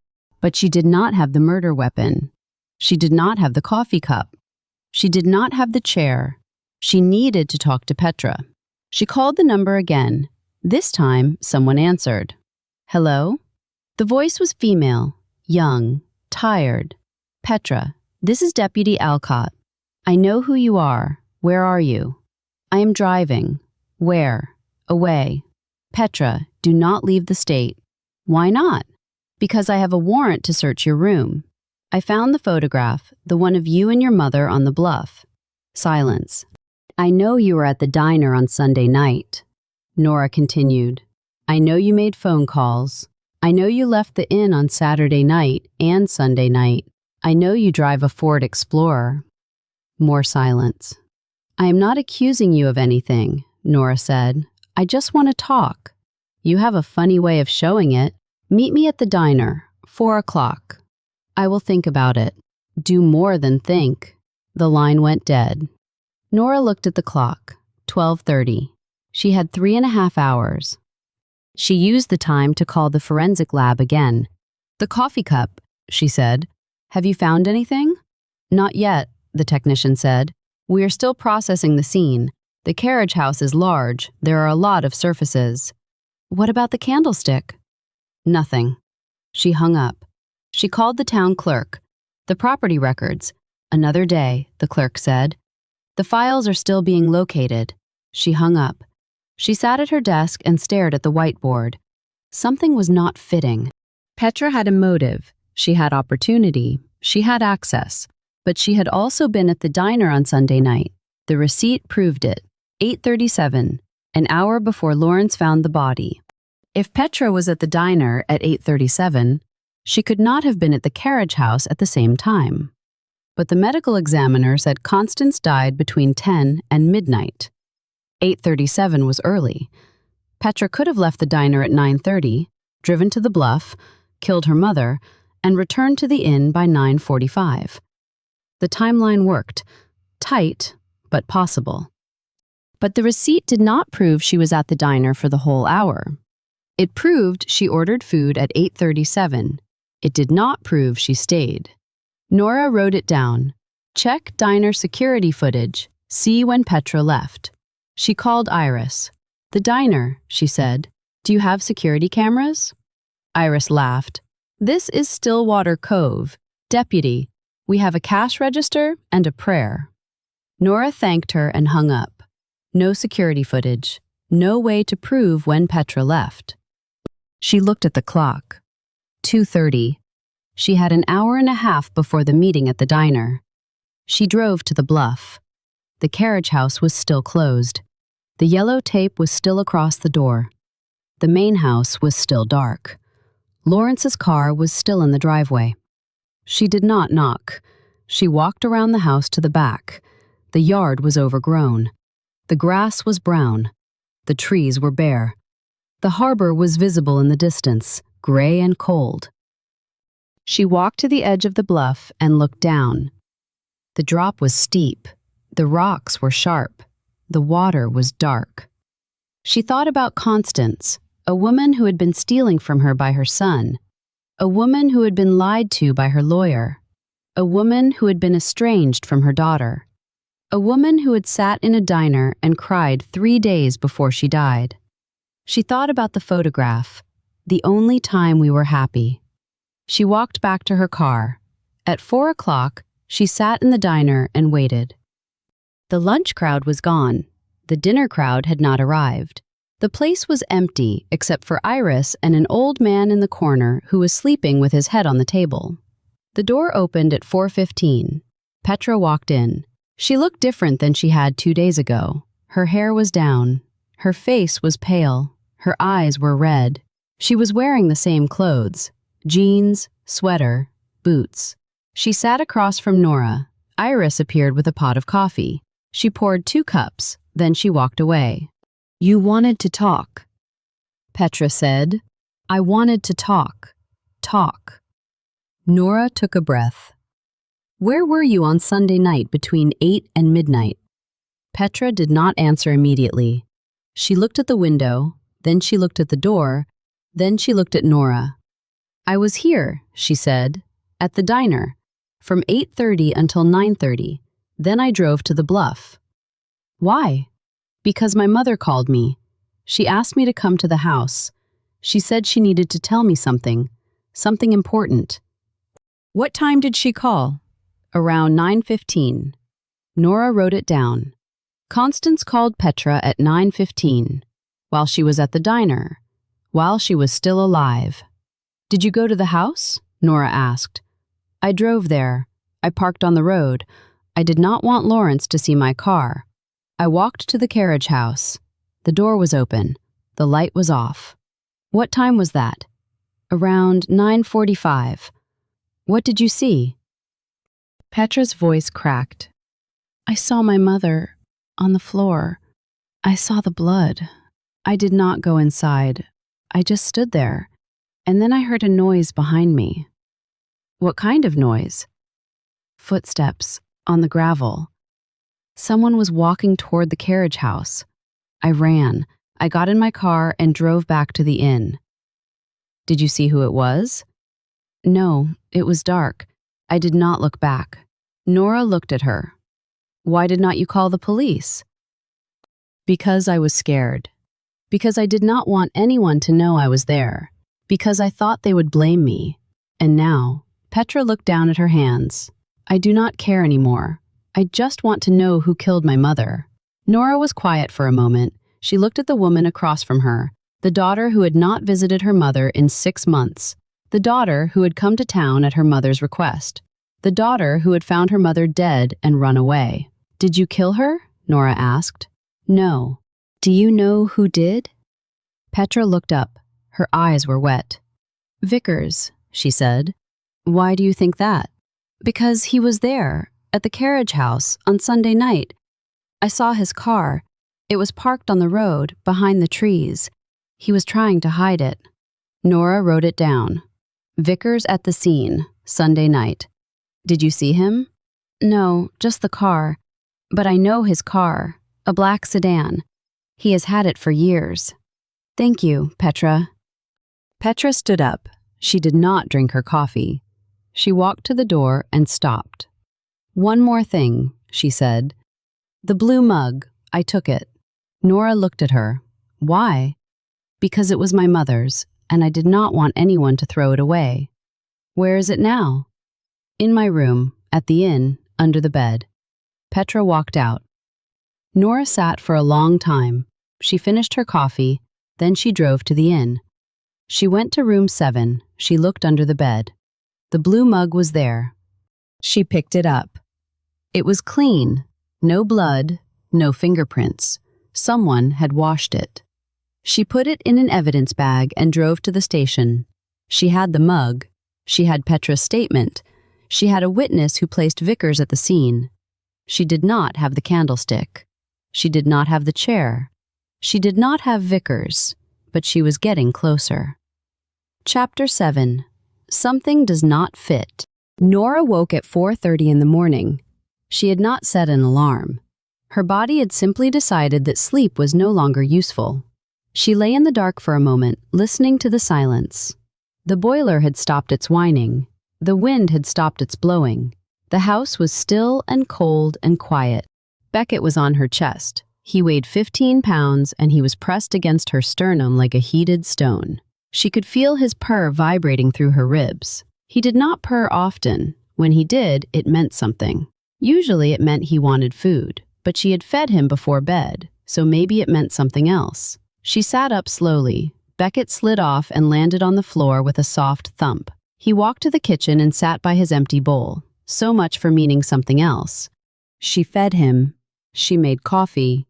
She stood at the window and watched the sky lighten from black to gray to the pale white of a March morning that could not decide if it was winter or spring. The blue mug was in an evidence bag on the kitchen table. She had brought it home from the station last night. She was not supposed to do that. Evidence was supposed to stay in the evidence locker, but she wanted to look at it. She wanted to hold it. She wanted to understand why Petra had taken it. She picked up the bag and turned it in her hands. The mug was ceramic, blue, hand-painted. The paint was chipped in several places. The handle had been repaired with glue. This was not an expensive mug. This was a mug that someone had loved. Someone had used it every morning for years. Someone had held it while drinking coffee in a cold carriage house, looking out at the harbor, thinking about whatever Constance Aldrich Kay had thought about. Nora put the mug down and opened her notebook. The timeline was written on the page in front of her. She had reconstructed it from interviews, phone records, security footage, and the medical examiner's preliminary report. It was not complete. There were gaps, but it was the best she had. Sunday, 6 in the evening. Petra left the inn, drove to the diner, arrived at 6:15, ordered coffee, sat in a corner booth, made phone calls. 8:37. Petra ordered a sandwich at the diner, did not eat it. 9:15. Constance called Petra, asked her to come to the house. 9:30. Petra left the diner, drove to the bluff. 9:45. Petra arrived at the bluff, parked on the road, walked to the carriage house, saw her mother's body, heard footsteps, ran. 9:50. Lawrence found his mother's body, called Petra, called Vickers, called Curtis, called Nora. 10 to midnight. Medical examiner's estimated time of death. Nora read the timeline 3 times. Something did not fit. If Lawrence found the body at 9:50, and the medical examiner said Constance died between 10 and midnight, Lawrence could not have found the body at 9:50. The body was not dead yet. She picked up her phone and called Dr. Chu. The medical examiner answered on the fourth ring. Her voice was thick with sleep. "Do you know what time it is?" she said. "I need to ask you about the time of death." A pause. "Then you woke me up at 4:45 in the morning to ask about the time of death." "Yes." Another pause. Then a sigh. "The time of death is an estimate, Deputy. It is not a precise measurement. The body was in an unheated building. The temperature fluctuated. The margin of error is plus or minus 2 hours. 2 hours, at least. So Constance could have died as early as 8. Yes. Or as late as 2 in the morning. Yes. Nora thanked her and hung up. She looked at the timeline again. If Constance could have died as early as 8, then everything changed. Lawrence could have found the body at 9:50. Petra could have found the body at 9:45. Both could be telling the truth, but someone was still lying. She finished her coffee and dressed, the same clothes as yesterday. She would have to do laundry eventually, but not today. She drove to the station. Gannett was not there yet. The building was dark. She turned on the lights and sat at her desk. The whiteboard was still there. The names were still there. She added a new name below them. The person who walked toward the carriage house while Petra ran away. Petra had heard footsteps on the gravel. Someone had been approaching the carriage house at 9:45 on Sunday night. That someone had seen Petra. That someone had not come forward. She wrote, "Unknown person, approached carriage house at 9:45 p.m., has not spoken to police." She stared at the words, then she picked up her phone and called Curtis. The groundskeeper answered on the second ring. His voice was rough. "Curtis," she said, "this is Deputy Alcott." "Yes, ma'am. I need to ask you about Sunday night. I already told you everything I know. You told me you were at home. You told me you did not see anything. You told me you arrived at the property at 6 in the morning." "That is right." "Did you go to the carriage house at any point on Sunday night?" "No, ma'am." "Did you see anyone on the property on Sunday night?" "No, ma'am." "Did you hear anything?" "No, ma'am." Nora was quiet for a moment. Then she said, "Someone was there. Curtis. Someone walked on the gravel near the carriage house at 9:45. That someone saw Petra. That someone ran away." Curtis did not answer. "Was that you?" Curtis. "No, ma'am." "Then who was it?" "I do not know." Nora believed him, or she wanted to believe him. She was not sure which. "Thank you," she said. She hung up. She called Vickers next. The phone rang 4 times and went to voicemail. She did not leave a message. She called the Rockland police. "Have you found Vickers?" she asked. "Not yet," the dispatcher said. "His car is still missing. His house is still empty. We put out a regional alert." "Thank you." She hung up. She looked at the clock. 6:15. The sun was coming up. The town was waking. She drove to the Aldrich estate. The main house was still dark. Lawrence's car was still in the driveway. She knocked on the front door. No answer. She knocked again. The door opened. Lawrence looked worse than yesterday. His eyes were sunken. His face was gray. He had not shaved. He had not slept. "What now?" he said. "I need to ask you about Sunday night again. I already told you everything. You told me you found your mother at 9:50. You told me you called Petra. You told me you called Vickers. You told me you called Curtis. You told me you called me. That is everything. It is not. You did not tell me why you went to the carriage house at 9:50 on a Sunday night." Lawrence looked at the floor. "I went because my mother called me." "Constance called you?" "Yes, she called me at 9:15. She said she needed to talk to me. She said it was urgent. She said to come to the carriage house." Nora wrote it down. Constance called Lawrence at 9:15, the same time she called Petra. "Did you go?" Nora asked. "I went. I walked to the carriage house. The door was open. The light was off. I turned it on. I saw her on the floor. I knew she was dead." Did you see anyone else? No. Did you hear anyone else? No. Nora looked at him. Your mother called you and Petra at the same time. She asked both of you to come to the carriage house. Why would she do that? Lawrence shook his head. I do not know. Maybe she wanted to tell us something together. What? I do not know. Nora thanked him and walked back to her car. She sat in the driver's seat and looked at the harbor. The water was gray. The sky was gray. The world was gray. Constance had called both of her children on Sunday night. She had asked them to come to the carriage house. She had died before they arrived, or while they were arriving, or because they arrived. Someone had killed her. Someone had taken the blue mug. Someone had taken the candlestick. Someone had taken the chair. Someone had rearranged the remaining candlesticks. Someone had cleaned the scene. Someone had taken their time. That someone was not Lawrence. He had found the body and called everyone he knew. That was not the behavior of a killer. That was the behavior of a man in shock. That someone was not Petra. She had found the body and run away. That was not the behavior of a killer either. That was the behavior of a frightened young woman. That someone was Vickers. Vickers had been at the scene. Petra had seen his car. He had access. He had keys. He had motive. He had been helping Lawrence steal from the estate.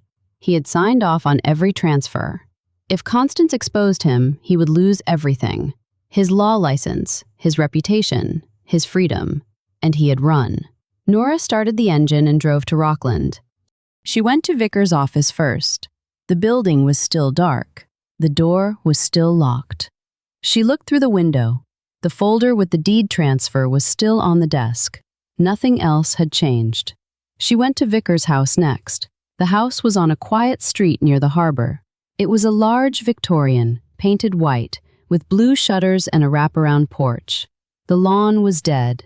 The windows were dark. The driveway was empty. Nora walked to the front door and knocked. No answer. She walked around the house, looking in windows. The furniture was still there. The dishes were still in the sink. A half-empty glass of water sat on the kitchen counter. He had left in a hurry. She called the Rockland police again. Have you found him yet? She asked. Not yet, the dispatcher said, but we got a tip. Someone saw a black sedan on the road to Portland last night, around 10. Thank you, she hung up. Vickers was heading south, away from Stillwater Cove, away from the investigation, away from everything. She called Gannett. Vickers is running, she said. He was seen on the road to Portland last night. Gannett was quiet for a moment. Then he said, I will call the state police. They can set up a roadblock. Do it. She hung up. She drove back to Stillwater Cove. The sun was high now. The harbor was bright. The town was busy. People were walking on the sidewalks. Cars were moving on Main Street. The diner was full. Nora parked outside the station and sat for a moment. She had a suspect who was running. She had a witness who had seen his car at the scene. She had a motive. She had opportunity. She had access. She did not have the murder weapon. She did not have the coffee cup. She did not have the chair. She did not have a confession. But she had enough. She walked inside and sat at her desk. She picked up the phone and called the state police. This is Deputy Sheriff Nora Alcott, she said. I need to report a fugitive. She gave them Vickers' name and description and the license plate of his car. She told them he was a suspect in a homicide investigation. She told them he was heading south on the road to Portland. The state police dispatcher said they would put out an APB. Nora hung up. She looked at the whiteboard. She crossed out Vickers' name and wrote fugitive next to it. Then she stood up and walked to Gannett's office. He is running, she said. That means he is guilty. Gannett looked at her. Or it means he is scared. Same thing. Not always. Nora sat in the chair across from his desk. He was right. Running did not always mean guilty. Sometimes it meant scared. Sometimes it meant stupid. Sometimes it meant someone had threatened you and you were trying to stay alive. But Vickers was a lawyer. He knew the law. He knew that running made him look guilty. He knew that staying and fighting was the smarter move. So why did he run? Because he was guilty? Or because he was afraid of someone who was guilty? Nora stood up. "Where are you going?" Gannett asked. "To find Vickers before the state police do." She drove to Portland. The drive took an hour and a half. She used the time to think. She thought about Constance. She thought about Lawrence. She thought about Petra. She thought about Vickers. She thought about the blue mug. Petra had taken it. She had washed it. She had hidden it under her bed. Why? Because it was her mother's. Because she wanted to remember her. Because she was grieving. Or because she was hiding evidence. Nora did not know. She was not sure of anything anymore. She arrived in Portland at noon. The city was busy. The streets were crowded. The harbor was full of boats. She drove to the police station and asked to speak to the detective in charge of the search for Vickers. The detective was a man named Russo, 50 years old, with gray hair and a tired face. He had been doing this job for 25 years. He had seen everything. "We have not found him yet," he said, "but we are looking." "Can I see the tip report? The one about the black sedan on the road to Portland?" Russo handed her a file. The tip came from a truck driver. He saw a black sedan matching the description on the interstate around 10 last night. The car was heading south. It exited at exit 44. That is the airport exit. Nora looked at the map. The airport. Vickers was trying to leave the state, or the country. "Did you check the flights?" she asked. "We checked. No one named Vickers booked a flight last night or this morning, but he could have used a different name." Nora thanked him and walked outside. She stood on the sidewalk and looked at the sky. Planes were taking off and landing. The sound was loud and constant. Vickers was here, or he had been here. He had driven to the airport. He had parked his car. He had walked inside. He had bought a ticket. He had gotten on a plane. Or he had changed his mind. Or he had met someone. Or he had been met by someone. Nora called the airport police. "This is Deputy Sheriff Nora Alcott," she said. "I need you to check your security footage from last night. I'm looking for a man named Vickers, 62 years old, gray hair, tall, thin, probably wearing a suit." The airport police said they would call her back. She waited. 20 minutes later, her phone rang. "We found him," the officer said. "He was on the flight to Boston, 9:45 last night." Nora's heart rate increased. Did he board the flight? Yes. Did the flight land? Yes. At 10:45? Was he on it? We do not know. We are checking with Boston. Nora thanked him and hung up. She called the Boston police. She gave them Vickers' name and description. She asked them to check the arrivals at Logan Airport. Then she drove back to Stillwater Cove. The sun was going down. The harbor was dark. The lights of the town were coming on. She had a fugitive who had fled to Boston. She had a daughter who had washed a coffee cup. She had a son who had lied about finding the body. She had a groundskeeper who had seen nothing. She had a lawyer who had signed off on 8 years of theft. She had more questions than answers, but she was not going to stop. Chapter 8. The document arrives. Nora woke to the sound of her phone buzzing on the nightstand. The room was dark. The clock said 5:12. She had been asleep for less than 4 hours. Beckett was on her pillow, pressed against her head, purring. He did not care about phone calls. He cared about warmth. She picked up the phone. The screen said unknown number. "Alcott," she said. "Deputy Alcott? This is David Chen. I am the auditor who prepared the report for Constance Aldrich Kay." Nora sat up. Beckett made a sound of protest and moved to the warm spot she had left behind. "Mr. Chen, thank you for calling. I have been following the news. I heard that Constance is dead. I heard that you are investigating." "That is correct. I have something you need to see. I kept a copy of the full report. Not the preliminary version, the full version. The one that names names."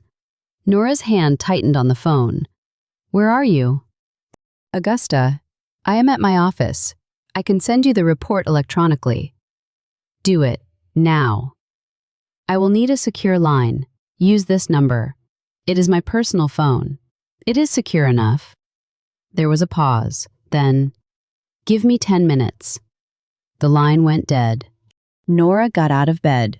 She dressed in the dark. The same clothes. She had not done laundry. She had not been home long enough to do laundry. She had not been home long enough to do anything except sleep for 4 hours and dream about blue mugs and brass candlesticks and a woman on a cold floor. She made coffee. She stood at the window and watched the sky lighten. The harbor was gray. The trees were bare. The world was the same as yesterday, but something felt different. Something felt like it was about to break. Her phone buzzed. An email from David Chen. Subject: Aldrich K. Estate Report Full Version. She opened the attachment. The report was 37 pages long. She read it standing up, her coffee growing cold in her hand, her eyes moving faster than they should have. She read it once. Then she read it again. The first 10 pages were background: the history of the estate, the structure of the trust, the roles of the trustees, the names of everyone who had access to the accounts. The next 20 pages were the findings. Chen had traced every transfer, every withdrawal, every movement of money over the past 8 years. The total amount was $2.4 million. The money had gone into a private account controlled by Lawrence Aldrich K. But the account had 2 signatories, Lawrence and Vickers. The last 7 pages were the conclusion. Chen had calculated the exact amount of money that could be recovered. It was not much. The estate was insolvent. The coastal parcel was the only asset of significant value. If Constance transferred it to Petra, as she had planned, Lawrence would have nothing left. Vickers would have nothing left. They would both be ruined. Nora put the phone down. She looked at the window. The sun was up now. The harbor was bright. The world was moving. She had the document she needed, the full report, the names, the numbers, the proof. She called Chen. "Thank you," she said. "This changes everything." "I know," he said. "That is why I kept a copy. I was afraid something would happen to Constance before she could use it." "You were right to be afraid." Chen was quiet for a moment. Then he said, "Find who did this, Deputy, for her." "I will." She hung up. She drove to the station. Gannett was not there yet. The building was empty. She turned on the lights and sat at her desk. She printed the report. She read it again. She highlighted the important passages. She made notes in the margins. Then she called the state police. "This is Deputy Sheriff Nora Alcott," she said. "I have new evidence in the Aldrich K. homicide. I need to speak to someone in the prosecutor's office." The dispatcher gave her a number. She called it.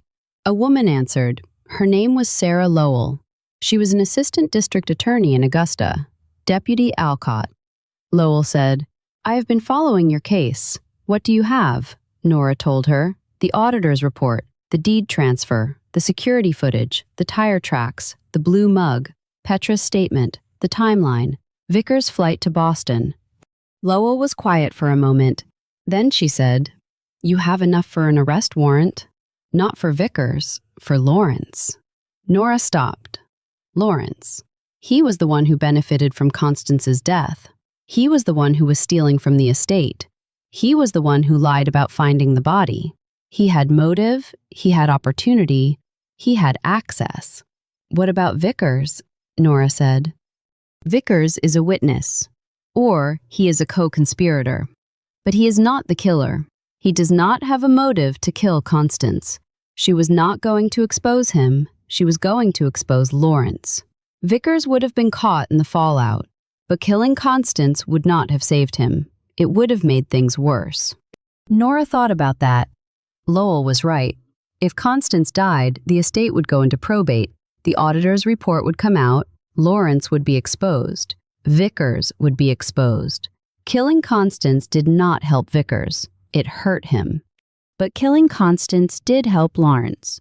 If Constance died before she could transfer the coastal parcel to Petra, the parcel would stay in the estate. Lawrence would still have access to it. He could sell it. He could use the money to pay off his debts. He could save himself. Lawrence had a motive. Vickers did not. Nora looked at the whiteboard. She crossed out Vickers' name. She circled Lawrence. "I need a warrant," she said. Lowell sighed. "I will call the judge. How long? An hour. Nora hung up. She looked at the clock. 7:30. She had 1 hour. She used the time to call Petra. The phone rang twice. Petra answered. Deputy, I need to ask you something. When you were at the carriage house on Sunday night, you said you heard footsteps on the gravel. You said you ran. Did you see who it was? No, I told you it was dark. Did you see a car? I saw Vickers' car, parked on the road. Did you see Lawrence's car? Petra was quiet for a moment. No, I did not see Lawrence's car. Was it there? I do not know. I was not looking for it. Thank you. Nora hung up. She called Curtis. The groundskeeper answered on the second ring. Curtis, she said, when you arrived at the property on Sunday morning, what did you see? I saw Mr. Lawrence's car in the driveway. I saw the carriage house door was open. I saw the light was on. Did you see any other cars? No, ma'am. Did you see Vickers' car? No, ma'am. Thank you. She hung up. She looked at the whiteboard. The timeline was written on the left side. The names were on the right. She added a new column. Evidence. Lawrence. Lied about finding the body. Called Petra before the body was found. Called Vickers before the body was found.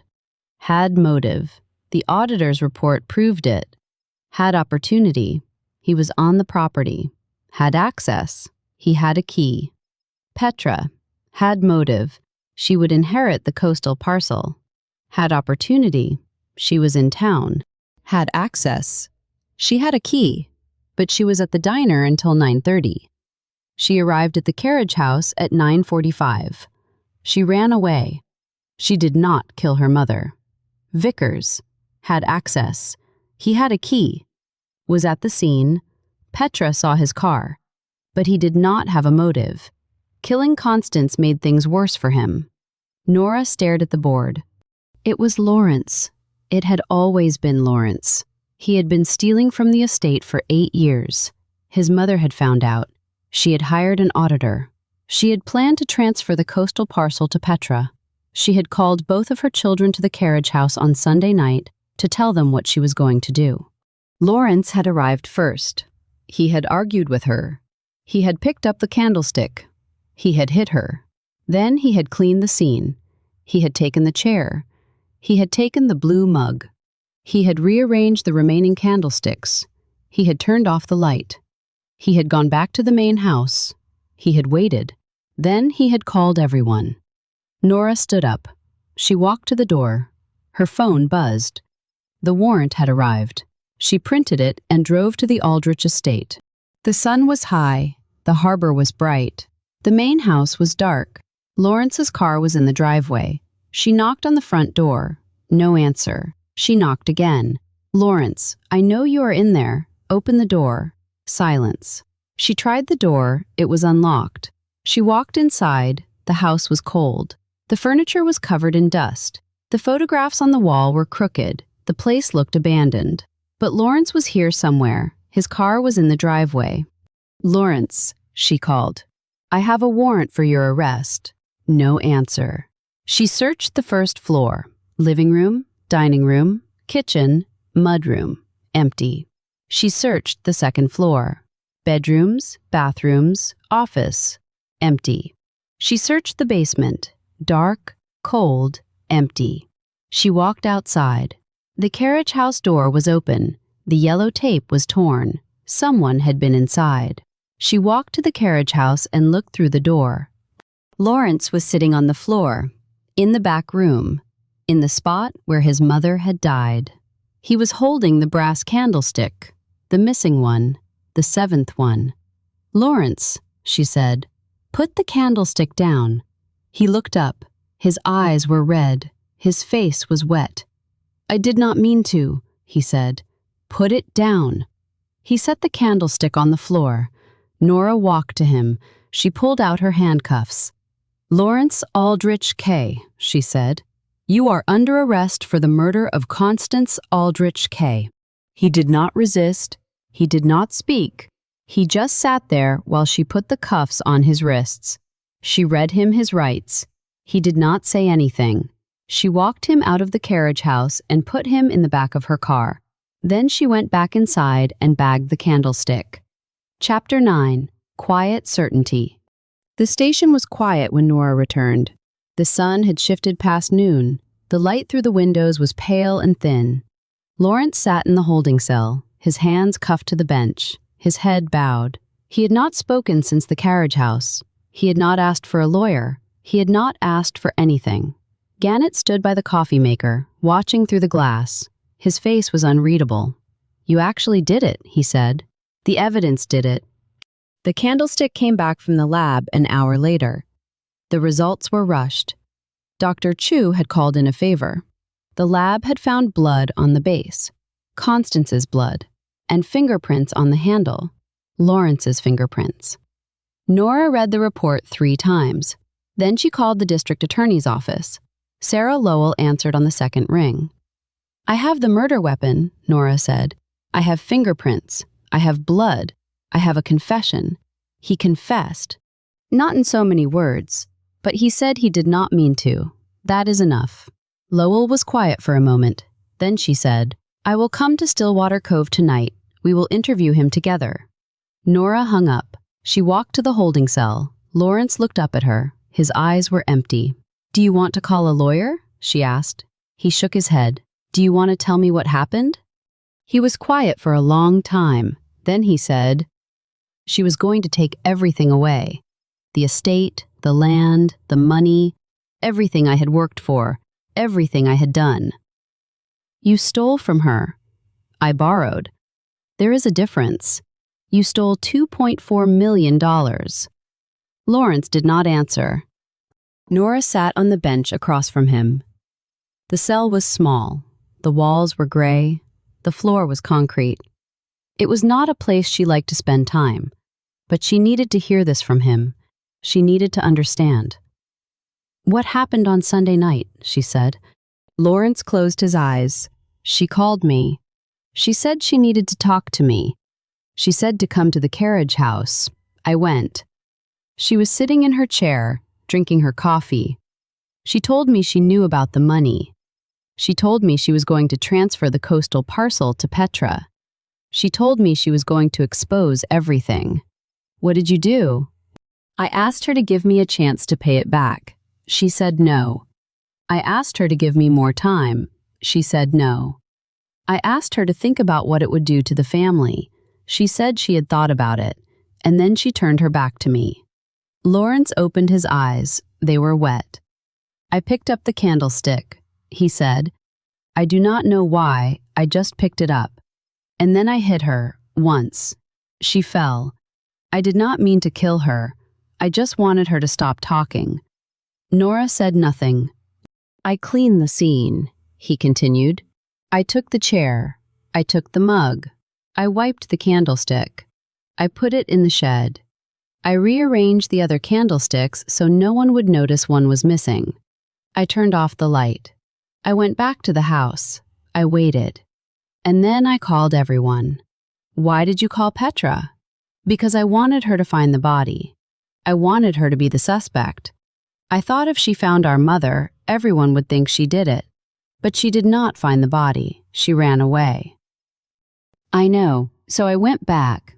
I called Curtis. I called you. I pretended I had just found her." Nora stood up. She looked at the man in the cell. He was crying now, quietly, his shoulders shaking. She walked out and closed the door. Gannett was standing by the coffee maker. He had a cup in his hand. He was not drinking it. "Well," he said. "Well, he is going away for a long time." "Yes," Gannett nodded. He walked to his office and closed the door. Nora sat at her desk. The whiteboard was still there. The names were still there. She erased Lawrence's name and wrote "arrested" next to it. She erased Vickers' name. She erased Petra's name. She erased Curtis's name. The board was empty now. She looked at it for a long time. Then she picked up her phone and called Petra. The line rang 3 times. Petra answered. "Deputy, it is done. Lawrence confessed. He killed your mother." There was a long silence. Then Petra said, "I know." "How did you know?" "Because I saw him. On Sunday night. When I ran from the carriage house, I looked back. I saw him walking toward the door. I did not want to believe it, but I knew. Why did not you tell me?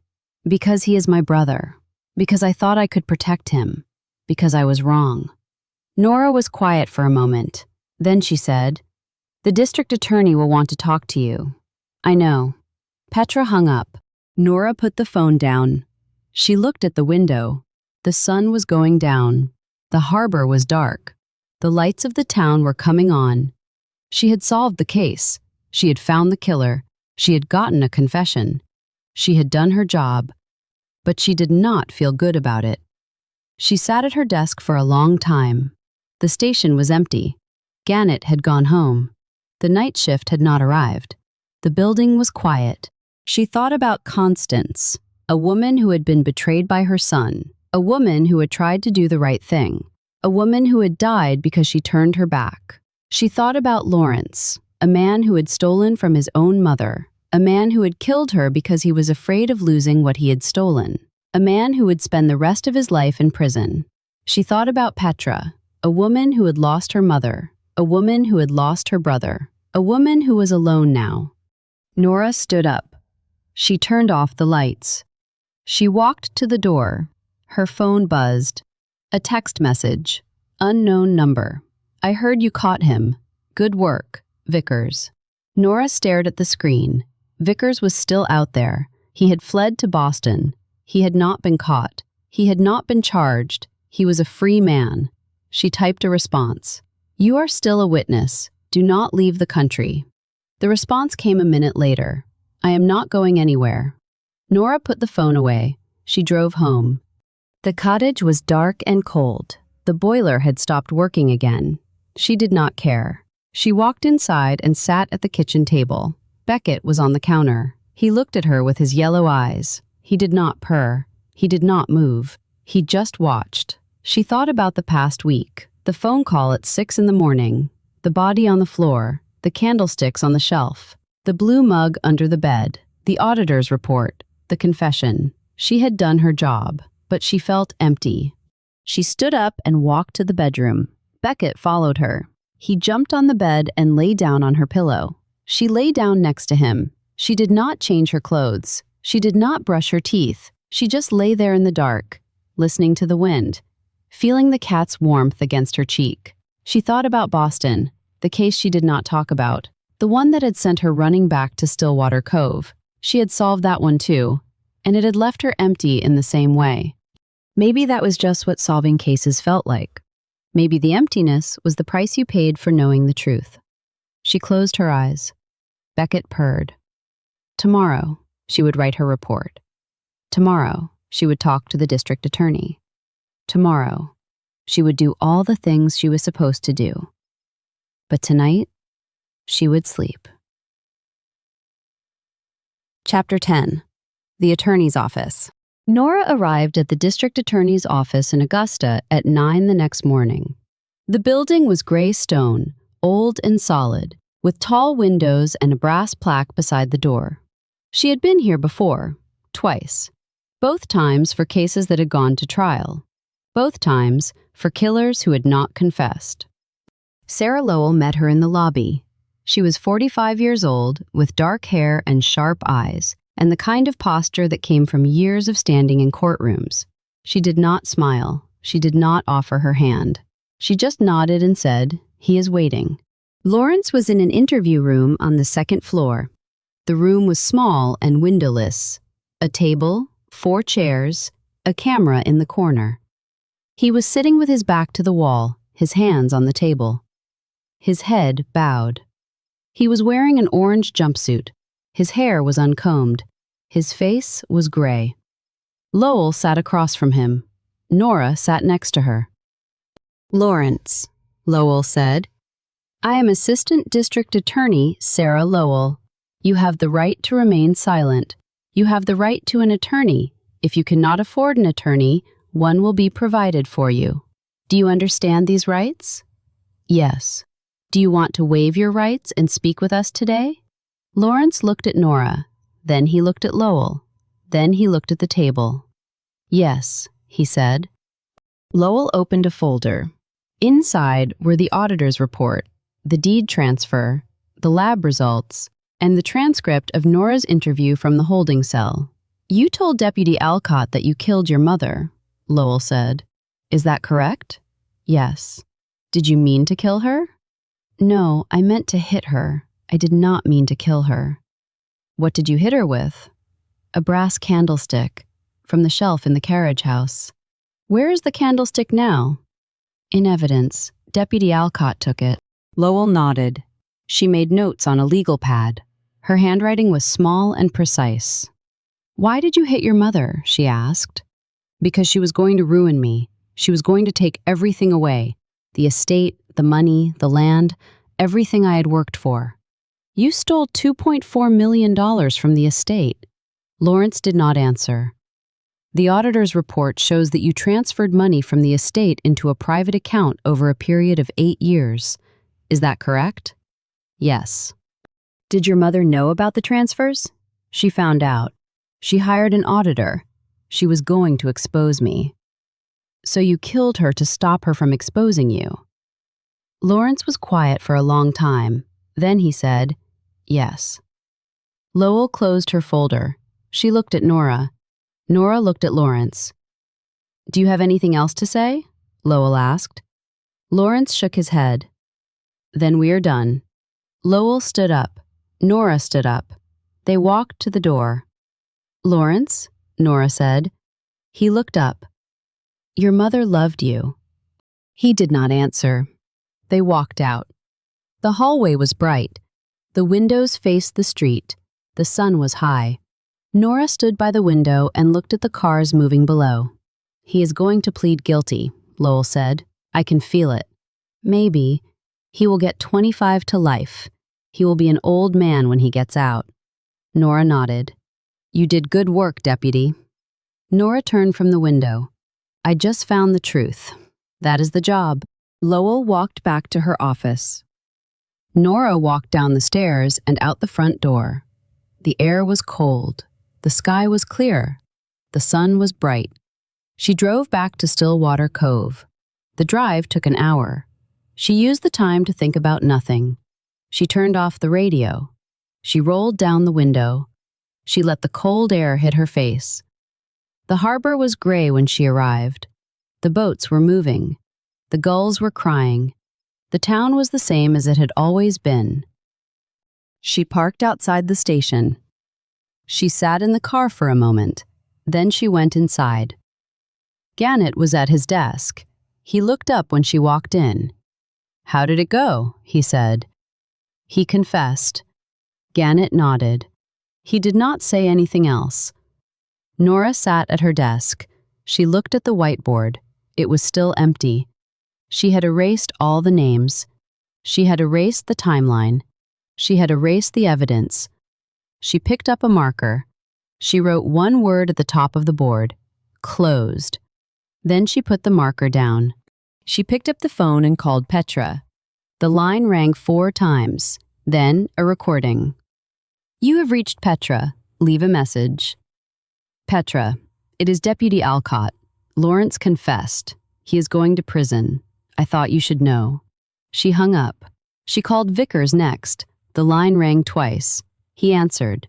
"Deputy, Mr. Vickers, the district attorney will want to talk to you about the transfers. You are not a suspect in the homicide, but you are a witness to the fraud." "I know. I would advise you to get a lawyer." "I have one." "Good." She hung up. She sat at her desk for a long time. The station was quiet. Gannett was reading the newspaper. The clock on the wall ticked.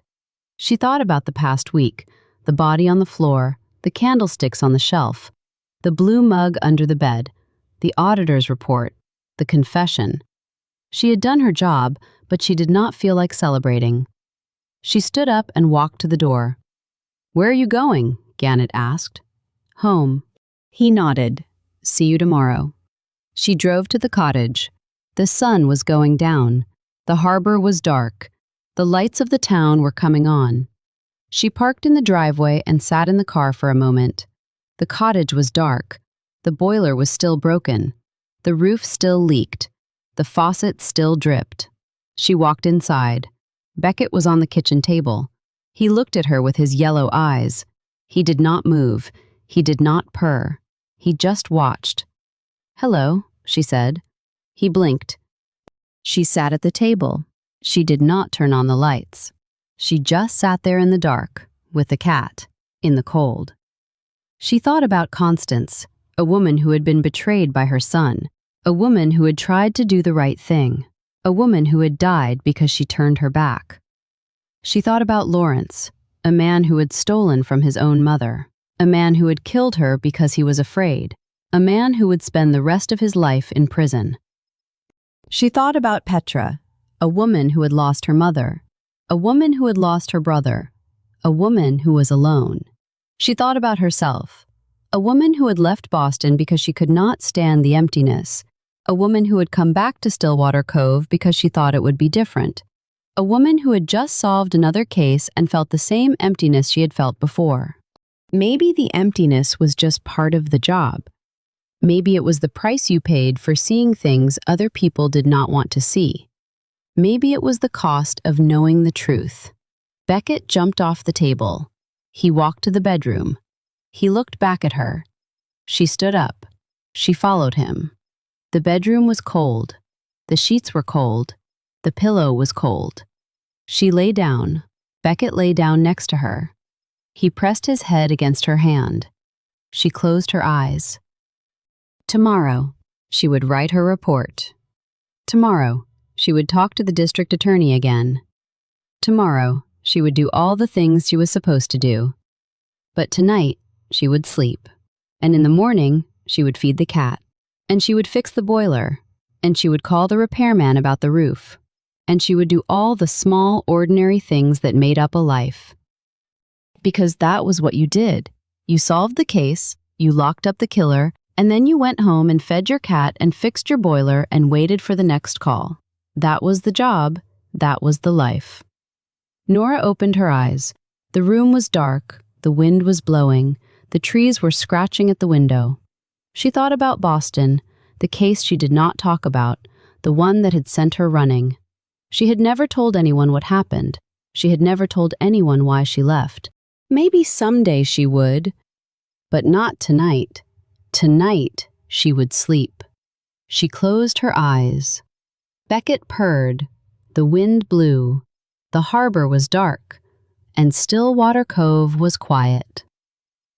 End of Chapter 10. That is all from Stillwater Cove for tonight. Nora will be back soon. Until then, stay curious and stay warm. Sometimes the hardest part of solving a murder is living with yourself afterward.